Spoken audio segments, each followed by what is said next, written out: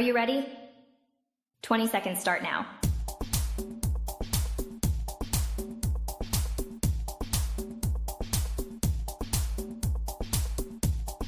Ten seconds remaining. 5, 4, 3, 2, 1.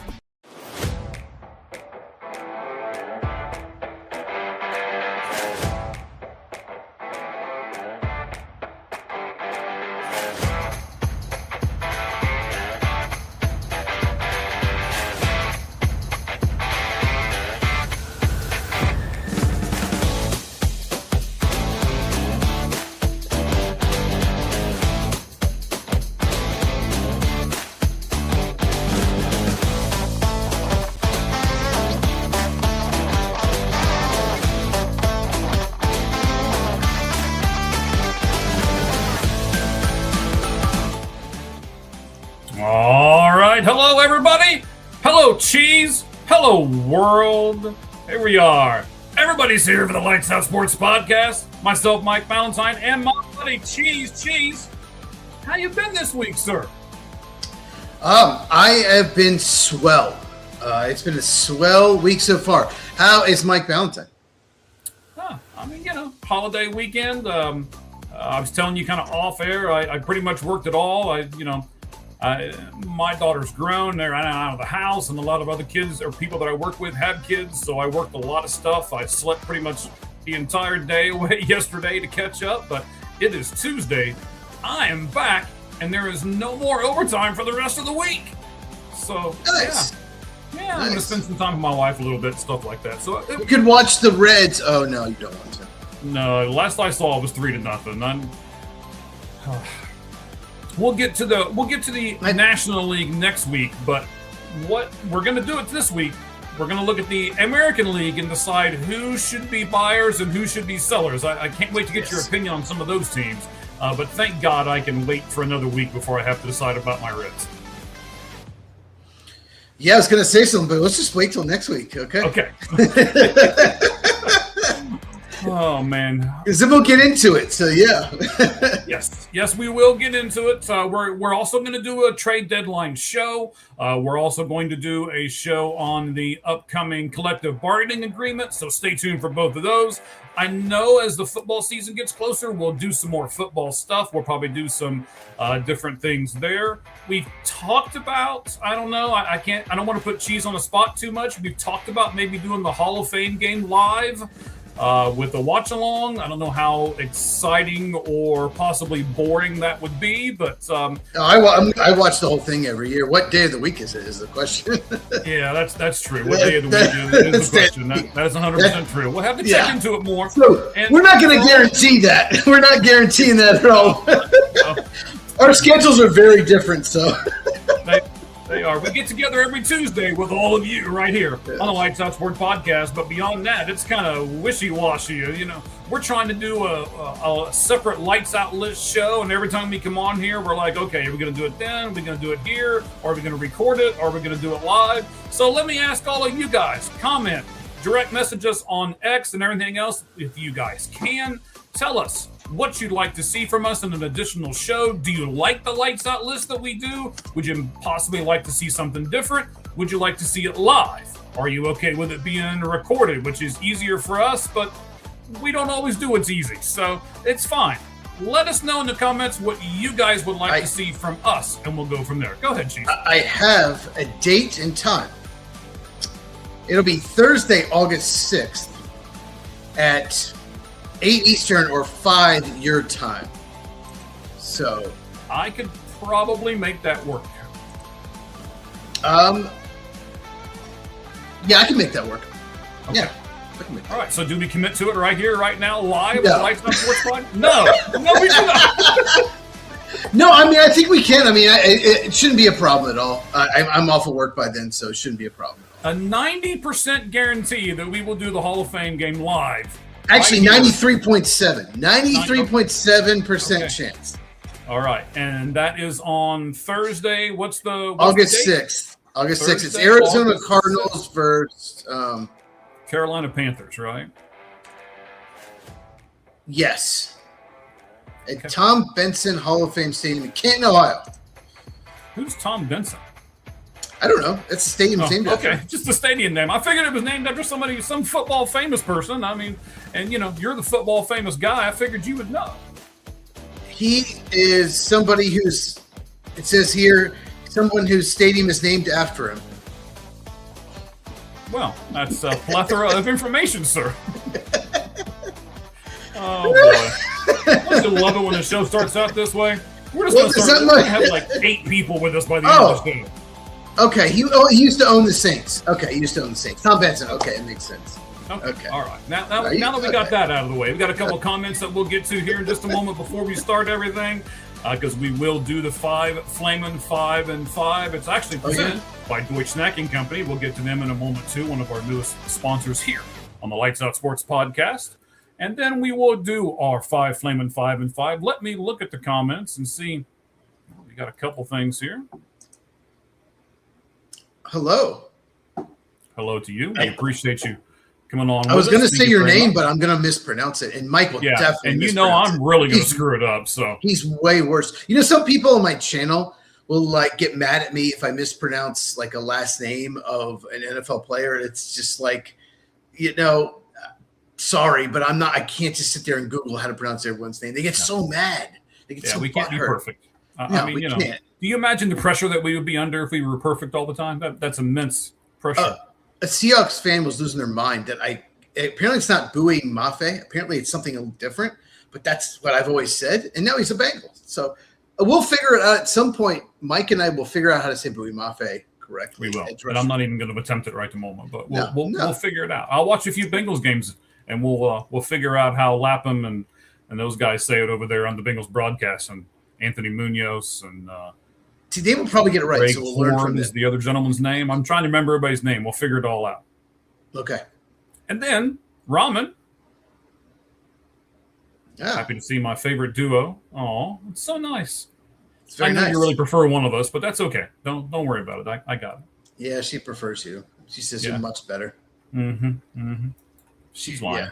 She's like, I prefer the baseball guy. That's what she said. Yeah. Mm-hmm. Well, this is going to be predominantly a baseball show. It probably will be for a few weeks because there's just not a whole lot going on in football right at the moment, as most of you guys know. But we have, Cheese has combed through everything and has found a few football subjects for us to get on to. We're going to look at Brandon Ayuk, and we're going to look at, I can't wait to get into this one, we're going to look at a disturbing trend in coaching in the NFL. We'll talk about that here in and we have a poll question about it. Tell us about the poll question. We will talk about the poll question. You probably need to remind me because I got all this other stuff going on around me, and I didn't put anything up in front of me about the poll question. So that's your one job, all right? Remind me about the poll question. Tell us where your X is so they can go vote right now. You can certainly go vote. Let me get over to it here real fast so that I can tell you exactly how it's worded and stuff here. So it is the poll question of the day, and of course, the mouse won't cooperate, won't scroll fast enough for me here. But by the way, his X account is All Gloves Off SM, All Gloves Off, and then SM, and you can go find the poll question there.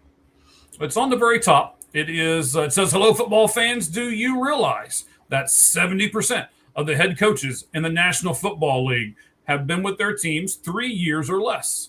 Is this good for the sport?" And we ask you a real simple yes or no. And let's see here. Over 241 people have viewed this so far today, and it is within like 8 points of each other. It's close. It's very close. Yes. So all of you jump on to that X link as Cheese already gave it to you, All Gloves Off SM. You can jump on there and vote right now, and we'll give you the results of the poll question here in just a little bit. Before we do that, Cheese, we got to do the 5 Flamin' 5 and 5, and it's presented by Deutsch Snacking Company. That's right, Deutsch Snacking Company. We got 4 sponsors now, and Deutsch is one of them. All Gloves Off Sports Media is proudly sponsored by them with thousands of verified 5-star reviews. Cheese, are you trying to eat better? Fans, Do you read labels and you want things like low sugar or gluten-free, soy-free, dairy-free, and no artificial junk? But you also want things like protein-packed and clean, pure ingredients. And did I mention, by the way, that it's cookie dough?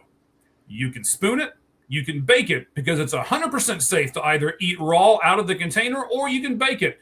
It comes in a single jar, a 4-pack where you get 1 free, a 6-pack where you get 2 free, and an 8-pack where you can get 3 free. Plus, they come in 4 scrumptious flavors. I have tried them all. Chocolate chip, basic witch with a B, that's a sugar cookie, birthday cake, and my personal favorite, WTF fudge. It's only $7.99 a jar, but bundle was already mentioned, and the cost drops dramatically. So speaking of cost savings, you can also get free shipping on orders of $45 or more. I know I don't have the scan code up on the screen right at the moment. We'll have that by next week. So you scan the special QR code. It'll take you right to the site where they sponsor us, and you can support both yourself being healthy and All Gloves Off Sports Media through the Lights Out Sports Podcast.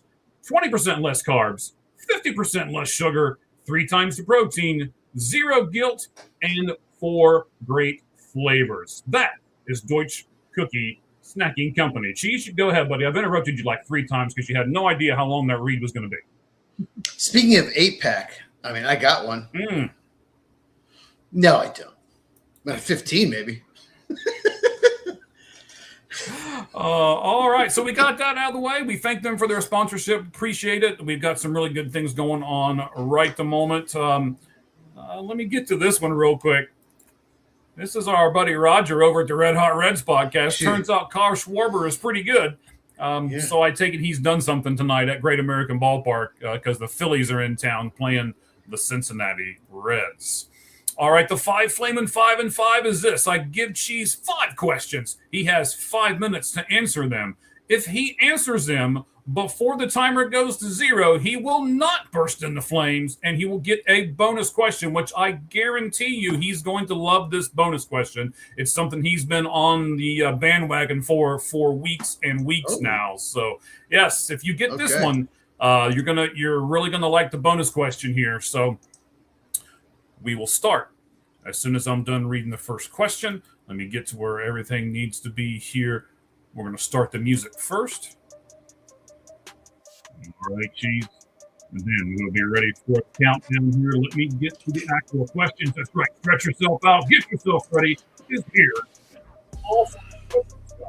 Can't wait for the 5th one, by the way. This is going to be great. Yeah. Number 1. Nolan Arenado had some durability issues and question marks coming into the season when the Diamondbacks acquired him. He has appeared in 84 of 90 games. He's so far made only 4 errors at third base. He is +3 and outs above average at third base, which is the 8th best in baseball. He's got 26 extra base hits, which ranks him as the 10th among third basemen in baseball. So, Cheese, do you think the Diamondbacks are happy with that production? Yeah, I mean, I guess you probably want a little bit more from your third baseman. I don't think, if you just look at like third basemen in general, is he doing, a lot compared to, some of the best ones? No, but he's certainly better than last year. So if the Cardinals thought they were, the Diamondbacks are getting the same guy as they got last year, no, he's probably, he's definitely hitting better than he did last year for sure. So, I don't think they could have expected any more than that. He's gradually kind of gone down as the years gone on, as he's gotten older. But like I said, he's certainly been much better than last. Yeah, but he's just been better than last year was a disaster for him. He's definitely been much better. All right. So question number 2, sir. The Atlanta Braves have signed Andrew McCutchen to a minor league deal. Is Kutch hanging on too long, or are the Braves just that desperate? So they do this. They like to sign veterans that have been around for a long time and put them in AAA, maybe to motivate the AAA guys, to have them learn from them. Remember when they signed Ryan Howard when he was way past his prime, just hanging on, trying to still play baseball. He was like 36, 37 years old. He played the whole year for Gwinnett, their AAA team. So they do this. Yes, some of them do end up getting called up. Rowdy Tellez was called up. He's back with AAA now. They just reassigned him. Yep, you're right. Yeah. So they do this. I don't think there's any chance McCutchen plays for the Braves. They love to bring in veterans who are all-stars who had success and just help, young guys learn from them. All right, so I see comments. If you guys are commenting on these things, we'll get to you in just a moment. I got to only give him 5 minutes, so let's go with question 3. J.P. Crawford reached 1,000 games over the weekend, but only 7.3%. I was really shocked about this. Only 7.3% of Major League Baseball players actually reached that mark, 1,000 games played. What does this say about the league and their players, Cheese? Well, it's overall players. A lot of pitchers don't. More hitters do. A lot of pitchers just get hurt. Their shoulders or elbows break. So I'm not sure. As far as hitters go, it's probably a little bit easier. But yeah, I mean, it's just a tough sport. It's just, it's pretty cool that J.P. Crawford's done that. I expect to be more, but. It's a young man's game. That's what it tells me. It's a young man's game. The young players are what teams are going after. All right, speaking of a young man's game, that leads me right into question 4. 4 baseball questions, 1 football question at the end. It's going to be great. MLB players with 30-plus stolen bases to start their careers. Vince Coleman has 7. Ichiro Suzuki has 8. Ricky Henderson has 15. Again, that's their first seasons to start their career. No slacking at all. Bobby Witt Jr. now has 5 seasons. So, Cheese, will he beat Ricky Henderson's record of 15, or will he become second and get 9 or more? No in between, either one. Okay. No. So basically 30 stolen bases every year to start their career. To start their career, okay. Yes. No, I don't think there's any chance he catches Ricky. He's bound to get hurt or something. Like 15 years of 30 stolen bases, you lose speed as you get older. But if he stays healthy, 9, yes, I think he will be second. Okay. Yeah, 15 is pretty impressive, though, right? It's almost unbreakable. Yeah. It's just, Ricky was just special. All right, guys, can't wait to get this out of the way. Harrison Butker was the only Chiefs player not invited to Travis Kelce's wedding. So, Cheese, I guess you're right. Kickers are not important. Okay, so I've been waiting for this all day. I can't believe you asked this, Mike. Okay, so if anyone does not know, Travis Kelce and Taylor Swift are fairly liberal politically. Harrison Butker is absolutely not liberal at all. But it's, it's a wedding. Like, if they purposely just didn't invite him because of his politics, come on. I mean, that's just petty and stupid. I'm sure it's Taylor Swift probably not wanting it. She's an idiot. Whenever she talks about politics, no matter what your politics are, she comes off sounding retarded. She's literally a dumb person when you just listen to her talk. So it's so stupid. I can't believe you asked me this, Mike. But I'm sure Harrison Butker wouldn't even gone because I wouldn't have gone if I'd been invited. Oh.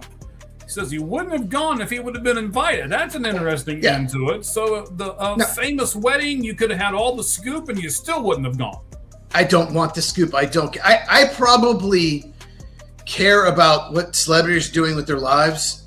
Well, maybe not lower than you, but very close. So I don't like Taylor Swift's music. Travis Kelce's It's the Lights Out Sports podcast, by the way. We just did the 5 Flamin' 5 and 5, and I was going to say something smart, Alec, but I won't. I'll just click it off. Are they talking about? We were talking about the wedding, the Taylor Swift. Oh, wedding. Maybe that is what they. You know what? I apologize. I was thinking you were kind of insulting us. Do you think that she took her private jet right to the altar, and then when her private jet landed right there at the altar, and then as soon as they were man and wife, she got on the private jet and took off. Even though the reception was across the street, she had to take her private jet. Oh, but she's for climate change. But she uses a private jet all the time. So anyway, yeah, totally not a hypocrite. She's not at all. And her music sucks. Okay. Now that all of the female fans that we had have now clicked off the site, we appreciate it. But our YouTube says we only get like 2% anyway. So, I guarantee you that over 90% of people watching are not Taylor Swift fans. Just a guess. Well, maybe. We'll see what they say in the comments. I'm sure we got some coming. So, keeping the music on in the background for a moment because you got it, buddy. You did it under the 5 minutes. Here is your bonus question. Okay. 7 umpires have informed Major League Baseball that they will be accepting their buyout and retiring at the end of the 2026 season. C.B. Buckner, who's been an umpire for 31 seasons. Thank God. I'm going to give you all 7 of them and tell you how long they've been. Now, when I tell you guys how long that they have been, this is their full time. Most of them started off in like the minors, or they did like a few games as like replacement umpires and stuff like that. I'm only counting the full time seasons that they were umpires. So C.B. Buckner at 31, Laz Diaz 26, Brian Onora 26, Lance Barksdale 26, Marvin Harrison 24. Marvin Hudson. Yeah. What'd I say? You said Marvin Harrison. Oh, I'm sorry, Marvin Hudson. Thank you for you're correcting. Thinking You're Cardinals. Right. You're thinking. Yeah, Cardinals. I was thinking Cardinals. Marvin Hudson has been in this for 24 years. Tony Randazzo, maybe one of the best umpire names ever, 26 years. Andy Fletcher, also 26 years. Cheese, do you think this is good? I'm going to ask you 2 or 3 questions here. Do you think this is good to get these older guys the heck out? Yes, it's very good. They are clearly being forced out. They didn't mention ABS, but clearly these guys are the worst. We know C.B. Buckner is the worst umpire in baseball since Angel Hernandez was forced out last year. And Laz Diaz has been awful too. I have a lot of issues with him. They're forcing out the old guys that are terrible. All right, I'm just working to get this off of here so you can see poor C.B. Buckner's face. There we go. You had to see that, right? So yes, they've all got a lot of years in, and they're all. I don't know if you listen to to everything. They're taking a buyout. All right, so don't feel sorry for them. The umpires right now make between $150,000 and $450,000 per season, depending on how many years they have in the league. And knowing that these guys have got between 31 and 24, I'm banking all of them are in that $450,000. The actual buyout number is kept secret between the MLB UA, which is the Major League Baseball Umpires Association, and MLB. So the next question for you, Cheese, should that number of the buyout that they are getting be kept secret? No. I want to know. They shouldn't get anything. I mean, they're terrible. C.B. Buckner should have been fired, 20 years ago. I mean, he's been the worst umpire. Angel Hernandez probably at home plate, definitely Angel Hernandez is worse, but he's been probably the worst overall umpire. I mean, there are times where he's at first base and he's just calling out, and the guy's passed the bag. I mean, he's that incompetent, or he has an agenda. I don't know. So I want to know. Okay, so you're saying no, it should not be kept under wraps. No, it should not be kept secret. I want to know. Yeah. Okay. All right. And then the last thing here with these umpires, you mentioned it. I wanted to end with it. I agree. Do you think ABS, or maybe what? Let me ask it to you this way. The reason that they're quitting, what percentage do you think? Is it because of ABS and they're being proven wrong every night or every other night they're behind the plate? 99.9%. Yeah, I agree with you. I think it's probably pretty high as well. The ABS system, the best thing about it is we're seeing how bad these umpires are, the ones that are incompetent. They should have, MLB, if they, had a pair of cojones, would have gotten rid of the bad ones years ago, and they wouldn't do it. They would not do it. Oh, he's seniority, it's fine. Like Joe West finally retired, Angel Hernandez. They were so terrible, and they cost teams games over and over again, and it's finally get rid of these guys. All right. Yeah. So I thought that was interesting. I knew you would like it because you've been on this, give me the best of everything bandwagon for quite some time. I'm there with you as well.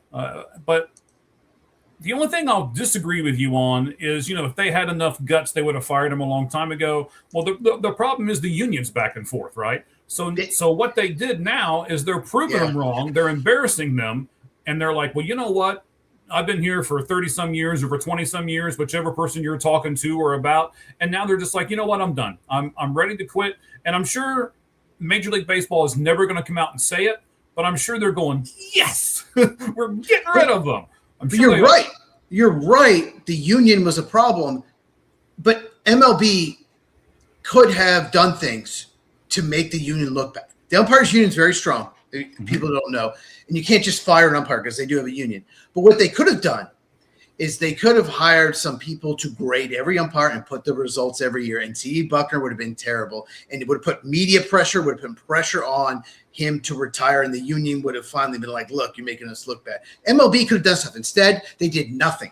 They did absolutely nothing. They just let it go, let him keep making. I mean, you see it all over X, all the bad calls and all. MLB could have done something, and they did nothing. And it's pathetic. And Rob Manfred, he's so feckless. It's pathetic. There was an X account done just for the mistakes that the umpires make, and they would release things every day like, here are all the calls, and here are the ones they got right, and here are the ones they got wrong. And I mean, when you can create an account over mistakes that are being made on a daily basis in a sport, it's probably time to fix the sport, at least in that spot, right? And when Angel Hernandez was at home plate, the pitchers knew he would give them this like outrageous strike zone. And so they just, they knew they were going to have a good outing. They knew what he would call, what he wouldn't. So they gave the pitcher an out. It wasn't baseball. It was, Angel Hernandez, okay. He's going to, if the catcher sits up outside, he's going to give that outside corner about like 1.5 feet every time. And they kept doing it. The hitter's not going to swing at 1.5 feet pitch outside. They're not going to do it. So it wasn't baseball. Right. Now, before you get too far off on this bandwagon here, I want to rein you back in a little bit, especially since you're the Braves guy. I used to watch Madden, Glavine, and Smoltz get calls that were not even near the strike zone just because they were Madden, Glavine, and Smoltz. So we'll talk about the ABS system here. I mean, below our baseball. Don't try to tell me it's different. No, they got some. They got some calls, but they weren't the only ones. It wasn't like just the Braves were getting the calls, and they hit their spots. All three of them had great control, and they had they had really good catchers that framed the ball well too. But yeah, there's no doubt about it. I mean, I think more than anyone, I think Tom Glavine would just throw his changeup in the outside corner. Catcher would set up there, and if he got those calls, you couldn't hit him. You couldn't hit him. That was, and he won Cy Young's doing that. I get it, but it wasn't just them. There were other pitchers as well. But I'm glad that we have this system now because it's just much more fair. And I still remember, I think, what is his name? Greg, big umpire in the late 90s. Eric Gregg, I think was his name. There was a playoff game, Marlins Braves. Livan Hernandez got every call. He could be a foot up, foot outside, foot inside, foot down, anything. Eric Gregg just decided to call everything a strike, and it gave the Marlins the game. It just gave him, and he just had an agenda. And it was the most embarrassing performance I've ever seen from a home plate umpire in my life. Greg Gibson? I think his name was Eric Gregg. Anyone that watching, let me know if you in the comments. Yeah, Eric Gregg with 2 G's. Okay. Yes. I just typed in Major League umpire Greg. And it was Gibson, Game 5 of the 1997 NLCS. It popped right up when his name popped up. He's called the Eric Gregg game. He basically gave Livan Hernandez everything. He's been dead for a while now. I'm not sad about that. But yeah, he basically just gave the Marlins that game, and they would go on to the World Series. So, they won the World Series that year. And I think we should agree that there should be no game ever played in sports that's called the umpire's name, right? The Eric Gregg game, yep. Yeah, and Livan Hernandez. It shouldn't be called the umpire's game, right? Well, Livan Hernandez knew early on. He knew he was getting everything, so he just wasn't throwing strikes and still getting calls. Yeah. And you can't blame him, right? He's taking advantage of what he's given. So, yep. Okay. I am really excited about this NFL stuff that we're going to talk about. We're going to talk about Brandon Ayuk first, and then as I teased earlier, we're going to get into a controversial subject. I can't wait to go through this. 70%, I believe, right, Cheese, of the coaches in the NFL, the head coaches in the NFL, have been there 3 years or less. This will be interesting. We'll get to it here in just a second. But, of course, first, we got to give you the intro, and we got to switch backgrounds. So here we go.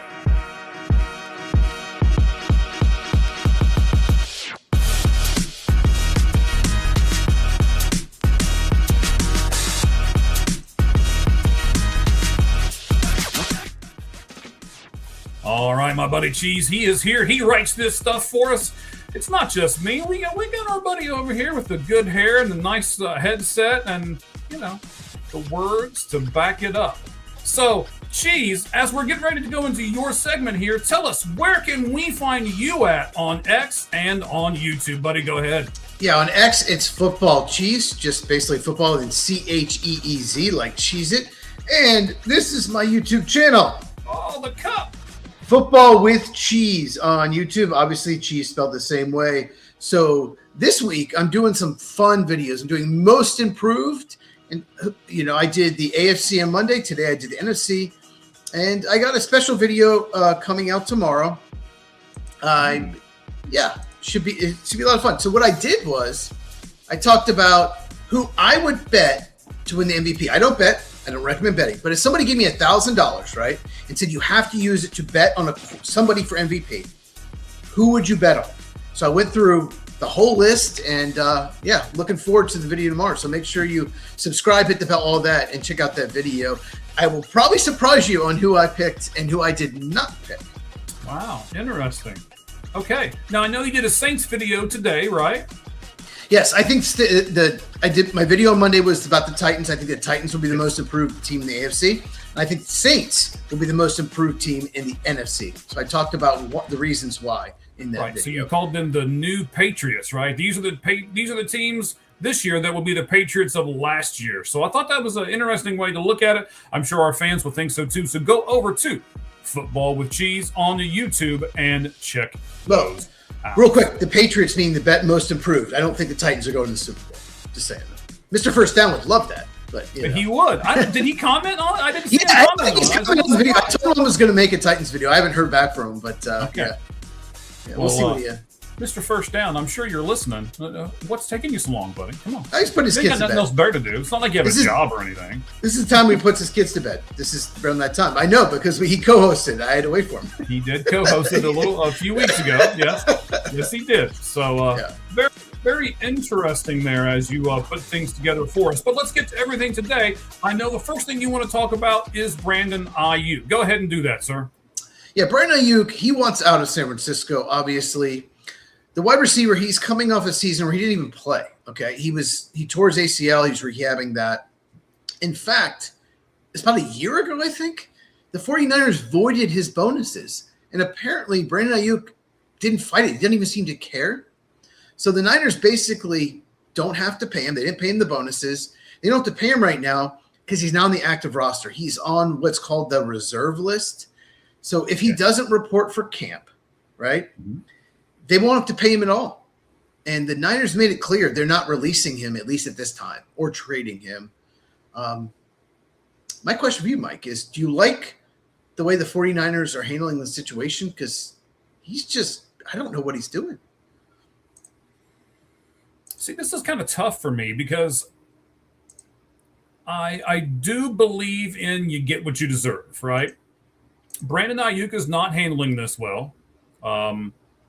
He is kind of getting what he deserves, but at the same point, he's still a human being, and he still should be allowed to play somewhere. The 49ers are almost holding him hostage. So it's a real fine line for me between he gets what he deserves and are the 49ers destroying his football career. We'll talk about this more and more and more, but I do want to also plug this real quick because we're going to get to it next. Go over to our X account at All Gloves Off SM, and you can decide if you realize that 70% of the head coaches in the NFL have been with their teams 3 years or less, and is it good for the sport? It's a simple yes or no. So we have that over on our X account as well. Yeah, so Aiyuk, obviously he's not with the team. He doesn't seem like he wants to be with the team or report. What is his strategy? What do you think? What is he thinking? Can you get inside his head and tell me what's going on with him? I don't know if anybody can get inside that guy's head. He's not making the right decision here. All right, let's not put all the blame back on the 49ers. He is obviously not doing the right thing here. But again, And I know that you're going to talk about, is anybody going to trade for him? Yeah, what are his options? So where does that leave him? What is his option? So they're not releasing him. No one's going to trade for him, obviously, because of the way he's acted. There's no reason to. So where does that leave him? What are his options? I'm going to disagree with you on nobody's going to trade for him. It only takes one of the 32 teams to have any kind of interest whatsoever. Are you telling me, Cheesy, he's talented? I remember watching him at ASU before he did all this goofy stuff, right? If you put him in the right situation, I think maybe he could be okay.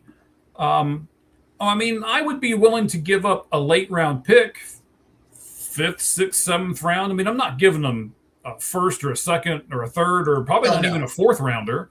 But I'll give them a 5, 6, 7 round pick and take a chance on Brandon Ayuk. Wouldn't you do that? I don't think so. Not the way he's acting. You just don't know. Like, he could just get up and leave the facility and not come back. I don't think he's tradable at this point. Why? Like, the 49ers have no leverage even if they try to trade him. And what's crazy is the 49ers, because of all the voids and the fact he's on the list, they have the most cap room more than anyone because he has a huge cap number because they give him a big extension. And they don't have to pay him, right? Right, they don't have to pay him. So they have all this cap room right now, but they can't necessarily use it in case he shows up to camp and it hits this cap all of a sudden. So, yeah. But I don't know if this is true, but I heard a rumor. He was drafted in 2020, okay? There was a rumor. Now, back then, the Green Bay Packers were one of the best teams in the NFL. Aaron Rodgers was throwing 45 touchdowns, winning MVPs.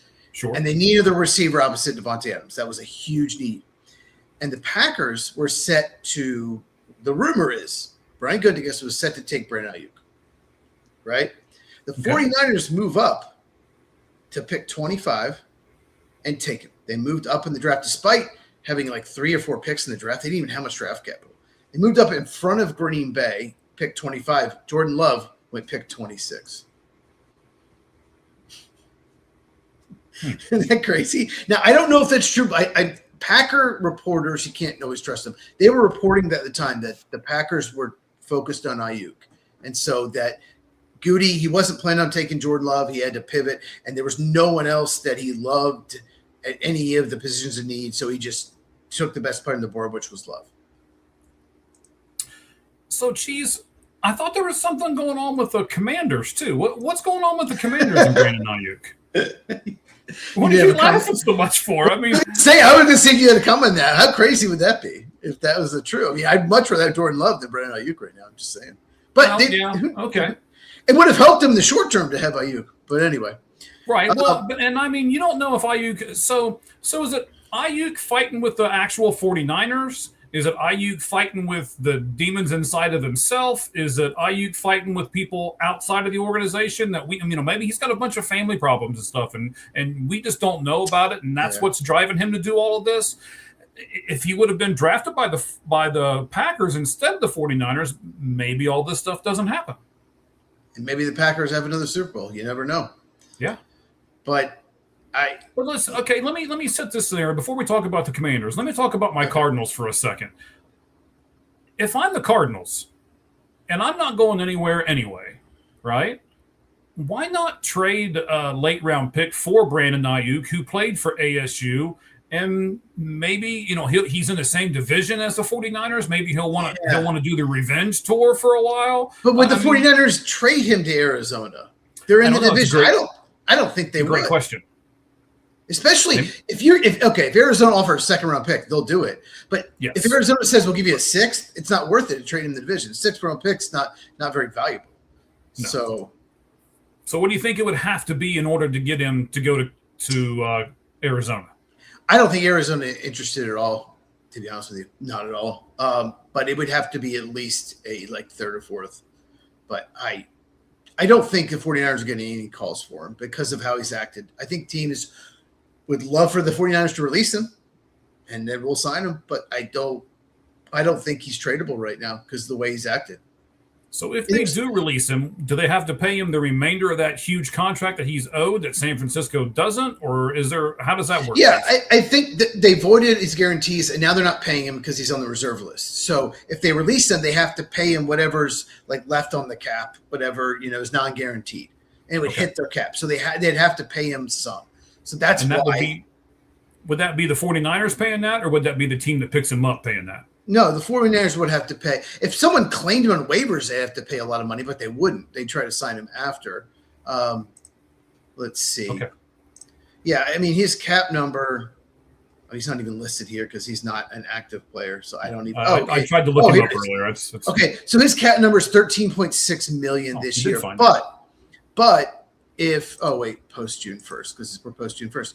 So it's 13.6 cap number would hit their cap if he shows up at camp. If they trade him or release him, they would save $6.3 million with a dead cap of 7.3. But any team that claims him would not be on the hook for any of the bonuses, just the base salary, just like part of it. So he could be claimed. I would say he would be claimed. He wouldn't be the only person in the NFL that's a talented head case. Maybe they don't want him. Maybe Arizona would be interested. Maybe they don't want him to go there because Arizona has a very high waiver priority. Right. I mean, if I'm Arizona, I'd claim him. Why not? Give him a shot. What do you got to lose? It's kind of like Carson Beck, right? If they play Carson Beck all year, which, your theory may hold true before it's all said and done. Yeah. So the other thing that I want to talk about next week, I want to have everybody think about this for a little bit. I love spring training, and I am going to try to go to the Arizona Cardinals camp this year multiple times and try to see if I can have a similar experience. So I'd like to find out from you, what have you ever been to? Don't answer these questions right now, but have you ever been to a camp? What would attract you to a camp? Things like that. The football guy. What would attract the football guy to a training camp? And I'll tell you from a baseball guy kind of perspective, what would attract me, and we'll talk about that next week as we get closer and closer to the training camps. So let's talk about the Commanders. Yeah. So the rumor, what's the deal with that? The rumor was all of season that he was a good fit. Their GM used to be in the 49ers front office. He was teammates with Jaden Daniels at Arizona State. And he said he wanted to join the Commanders. That's the team he wanted to go to. But then recently, he started a social media feud with Jaden Daniels, who is the quarterback of the Commanders, obviously. So I think that ship has sailed. And the rumor is the Commanders right now are not really interested. They used their third-round pick on Antonio Williams, who's a similar style of receiver. He's not as good as Brandon Ayuk, I don't think. He's not. You never know. But similar style. So I don't know if that's a logical spot for him. I mean, do you think Ayuk will even play, like even one game this year? It's a great question. What 72 Who here has thrown out here? He's a total head case. Why would anybody want him in your locker room? So maybe that's kind of where we go here. Well, like what 72 Who is saying, why would you put him in your locker room? He could be a cancer and just destroy everything. Is that worth a chance? Take off and go home and not come back like he did with the Niners. He'd probably do it really fast down the road right by the stadium. So that's a reference to a video he put out. Anyway, so I don't know, but he's talented, Cheese. He is. Very talented. He was a first-round pick for a reason. Right. He was a star in Arizona. I mean, there's a reason they extended him. He became a really good receiver. Maybe not elite, but really good receiver, and they paid him because he was very good. They actually paid him and then got rid of Debo. So they chose him. I'm a little weary on this one because I'm afraid that we're going to find out later that it wasn't football that was making him this way. I'm afraid we're going to find out later that, he I don't know. I don't want to put crazy things out there, but, maybe that him and his wife or fiance or whatever have lost a child, or maybe he's lost a family member, or something happened somewhere along the line here. I do almost hate to speak this stuff into existence, but that's the kind of thing that can mess you up like what he has been done. Cheese, you and I both know he basically was given the world. here's a great contract for you. You're going to be on a team that's going to be competing for a Super Bowl pretty much year in and year out. Here you go. Great offense. Sign this. A great offense. Great offensive minded coach. All you got to do is show up and do your job. Sign here. And he's not showing up and doing his job, and nobody seems to know why. I'm scared that we're going to find out why, and it's going to be something that we're all going to put our head in our hands about and go, "Oh, I didn't realize that was going on." It's possible. I just don't think so. I think he's just a head case, like 72 who said. All right. So you asked me about, is he going to play? Yeah. Do you think he'll play even game? Do you think he'll play this year? Wow, this is such a great question. I'm going to go with yes. Okay, then. But it won't be for the 49ers. Okay, who then? Just not the 49ers, someone else? I think he's burnt the bridge with the Commanders, don't you? Yeah, the only other team that absolutely, I was looking at the teams, I was writing the notes, and I'd say there's one team that absolutely has to get a wide receiver. I mean, it's pathetic, because that's Miami Dolphins. But they're rebuilding. Do they want that headache? I don't know. I just don't know a team out there. Most of the, teams that need a receiver, free agency of the draft. I just don't know if there's a spot, because if you do sign him, he's going to have to start. He's going to play a lot of snaps. And I don't think a lot of teams have those snaps available. All right, so I'm going to give you 3 teams that I think it's a possibility. Okay. The Dallas Cowboys will take a chance on anybody. So they've got to be in the mix, right? The Baltimore Ravens have I can see the Ravens. Yeah, I can see the Ravens have a reputation of wanting to take a chance on anybody. And for just a simple, I think he would fit in, and I think that they would take a chance on him, because if they get one good wide receiver, their chances to go to the Super Bowl skyrocket, and that'd be the Buffalo Bills. The Bills, they got rid of Stephon Diggs because it was a locker room problem. They knew they didn't have a replacement for him, got rid of him. So I just don't see them taking him in. I could definitely see the Ravens and maybe the Dolphins out of desperation, but I guess it's possible. I don't know. He didn't even play last year. I mean, do you think if he doesn't even play all year, do you think his career is possibly over? I think there's any chance? Like, he just doesn't play? Well, I mean, I think people's careers get revived all the time, so I can't say it's over, but it does take a pretty big hit, I think, if he doesn't play this upcoming season. And it's going to have to be a team that's in a desperate mode, kind of like what you were talking about with the Dolphins. So I think those are the only teams that would take a chance on him at that point. Shout out to Alfred. Happy birthday to, Cade North. Yeah, Alfred, happy birthday. Happy birthday, buddy. We appreciate you listening, and we appreciate your Alfred, growing up, you got pool party birthdays. I didn't. My birthday was like in the spring. It was all rainy and nasty, so I didn't get the pool party birthdays. Right. So that's lucky. Lucky for you, buddy. Lucky for you. Hey, so this edition, we're now into our 4-down territory here. That's presented by FrostBuddy.com. So I want to do Frost Buddy shout out here just for a second. Give me 30 seconds in order to do it and find it here. It's going to get hot at the ballpark and at the gym and at your kids' sporting practice. So you need a stylish way to represent your favorite college sports teams, from Alabama to Xavier. So while you're keeping all your liquids cooler than a small forward missing 12 shots in a row, or they can keep your stuff hotter than a center that's made 12 in a row. What all can the Universal XL Frost Buddy keep cold? Traditional 12-ounce cans. It's one can you can drop in a 12-ounce can into. You can drop a Gatorade or any other sports drink into it. It will fit in there. Slim cans, tall boys, Arizona iced tea cans, and even bottles. That's why they call it Universal. Plus, you can get 100% leak-proof lid that you can cap off your experience with, just like your favorite team, how they cap off a great win. So speaking of sports teams, you can also choose your favorite MLB team, then choose either style from the Cooperstown Collection or the Legacy Collection.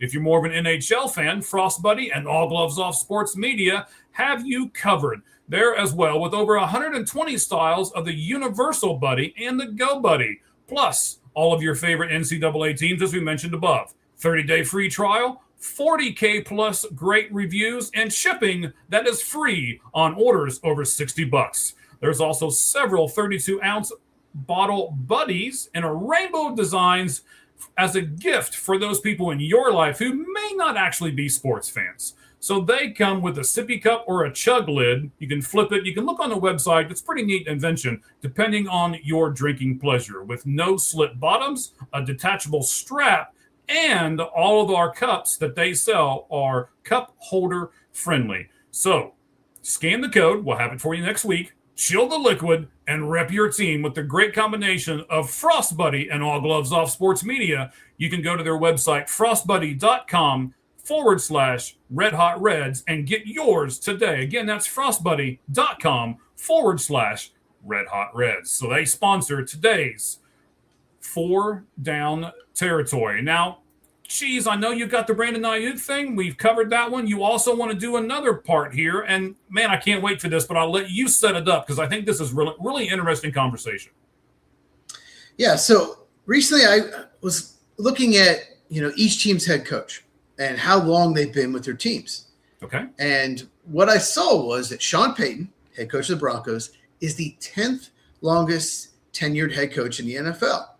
And why that's important is he's only been with Denver for 3 years. So basically, I say 70%. It's actually 71.8%. 71.8% of head coaches in the NFL have been with their team for 3 years or less. So, Mike, when I sent this to you, did it surprise you? Yes. In fact, I thought it was a misprint. I started looking stuff up myself because I was like, there is no way in the world that this is true. I'm sorry, I'm pulling up our poll question here on my phone here on our X stuff. Yeah, Dansby. Yes. Yeah, I was totally shocked that this was a true number and that it was 3 years. So as we asked on the poll question, we've had some more people vote. We certainly appreciate it. Here's the poll question. We'll give you a few extra seconds here to vote, and then we'll give you the results here in just a moment. It's still really close. So 70% of head coaches in the NFL have been with their teams for 3 years or less. And we ask, is this good for the sport of football? And then a simple yes or no. So go over to All Gloves Off SM on X and vote on the poll question. It is pinned to the top of our page.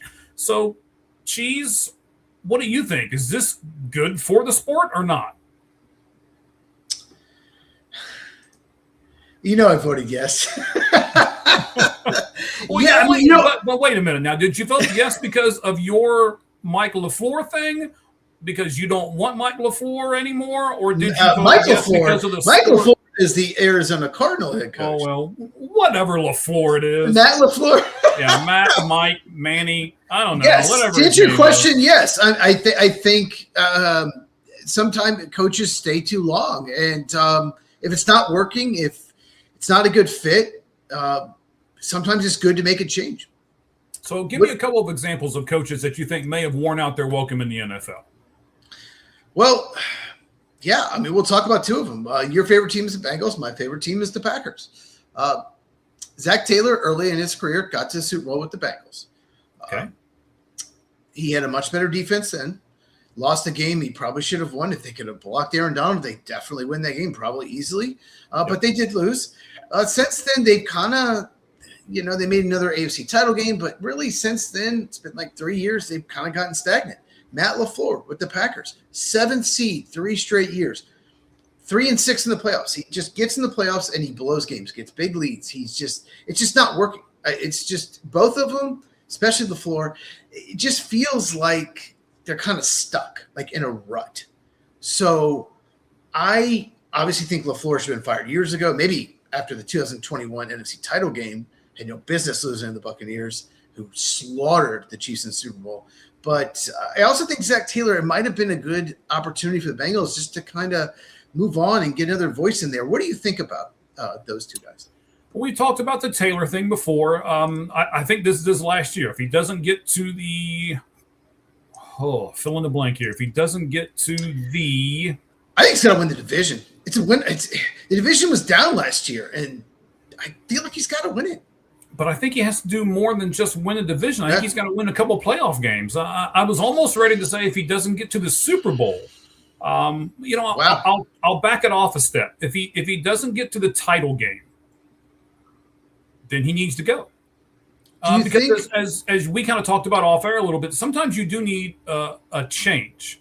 And there's been a couple of coaches that were let go recently that I think that's why they were let go. And Mike Tomlin and Ravens coach, help me. John Harbaugh. Yes, John Harbaugh. Thank you.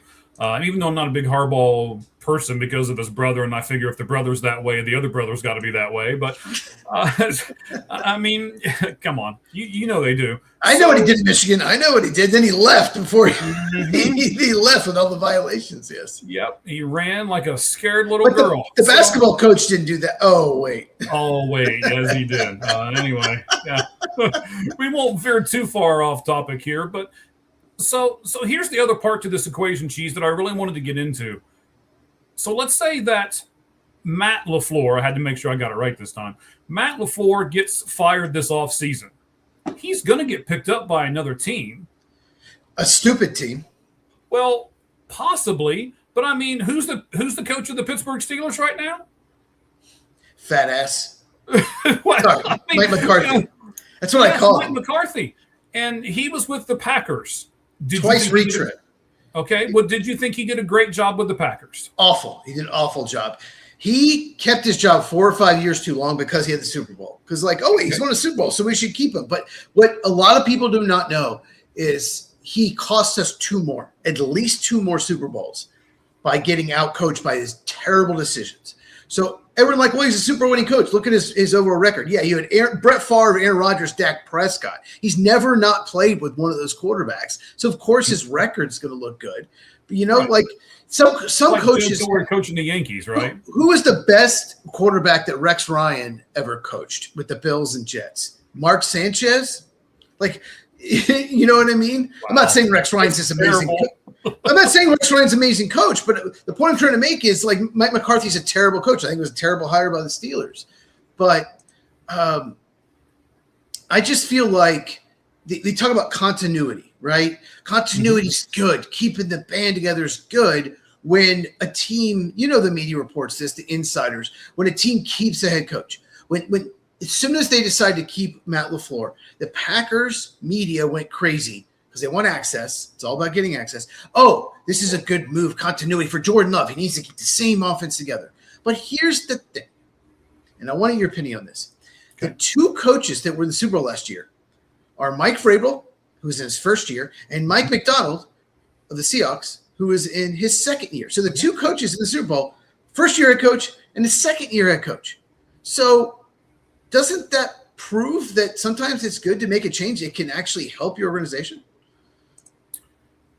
Yes and yes, but I think that it was time for Pete Carroll. His name. Pete Carroll. Thank you. Yeah. It was time. It was time. It was and actually Belichick time. And Belichick too. And Belichick to get out, right? Yeah. Two older coaches who had certain ways of doing things, and yes. I will 100% agree with you. When you've got a coach in there that says you'll do it this way, you'll get out.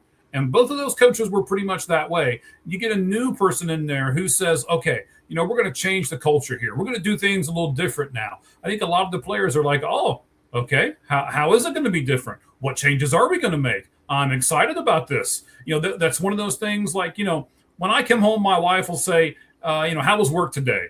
And I usually don't comment too much on it. I'll say something like, it was fine. It was good. It was okay. One of those sentences, right? But when I'm recognized or when something good happens or something changes at work, you come home and you're like, well, I think the people who are above me actually know what they're doing now. They changed this. And I think the people above me are listening to us finally, and they changed that.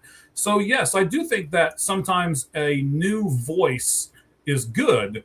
But a new voice every 3 years, we'll say, on average, I'm not sure if that's good. No, it's not good if you're always changing. But if it's not working, make a change. That's the point I'm trying to make. And Mike McCarthy brought him up. Mm-hmm. He was an absolute disaster after that Super Bowl. The read option, he and Dom Capers had no clue what they were doing. Against Colin Kaepernick, he would get out coached by Jim Harbaugh at the Niners every game. It was a joke. And 2 years before he got fired, someone in the media asked him, they actually asked him a tough question. They said, do you feel like you're on the hot seat? And he looked at the reporter and he was shocked. Mike McCarthy was asked that. He was shocked. And he said, I'm a successful NFL head coach. That's what he said. I'm a successful NFL head coach. How dare you ask me that? And it's just like he won a Super Bowl. So I felt like the Pack organization, team president Mark Murphy and GM Ted Thompson, who I loved, his biggest mistake was keep McCarthy too long. It's like, well, no, look, he's won a Super Bowl. He's proven it. So he can't be the problem. But he was the problem, the main problem. Wasn't the only problem, but he was the main problem. And they decided that he wasn't. And it cost them, like I said, at least 2 Super Bowls. And they kept him way too long. And I feel like with Matt LaFleur, it's the same thing. You saw them in the 2021 NFC title game, how awful he was, how terrible he's been in the postseason. In fact, one of his postseason wins was Mike McCarthy, Cowboys. One of them. So you can throw that one out. So I just feel like if it's not working, if it's stale, it's just good to make a change. And anyone that said, oh, keep the same offense for the quarterback, that's a joke. All these, like Sam Darnold learned a completely new offense under Clint Kubiak, completely new offense, and he was the Super Bowl winning quarterback. So I think it's crazy. And the poll question, to get back to that, what was the results, by the way? Do you have it? I'll tell you what, let me bring up one more thing and then we'll do the poll question here. I've got it in my hand so I don't forget it. Okay. That's why I did it on the phone. So, I made sure to bring it back up. Yeah, and I appreciate that because I did ask you to, because you know me, I'll forget. I'm doing all this stuff around me and I'll forget. You're 100% right. So do you like it when the voice of change becomes a new voice like it is right now in Arizona? Or do you like it when the voice of change becomes a retread voice like it is in New York with the Giants right now? It depends. Retread coaches used to be like, oh, you don't go after retread coaches. You go for the hot new guy, right? Hot new young coordinator, the 37, 39-year-old coordinator, like the Clint Kubiak, Mike LaFleur types who just got coaches. And the retreads were bad. But if you look at recent memory, retreads are starting to do better. Like even Bill Belichick, Sean Payton, they're retread coaches. So I think retread's coming back a little bit. Dan Quinn got the job with Washington, despite blowing a 28-3 Super Bowl lead. I wouldn't have hired him, but I get what he did. But so it just depends. I would have hired Sean Payton as well. I would have hired Mike Vrabel as well. But hot young coordinator, guess what? Mike McDonald was that. Got the job with the Seahawks. So I would prefer an up-and-coming young coordinator.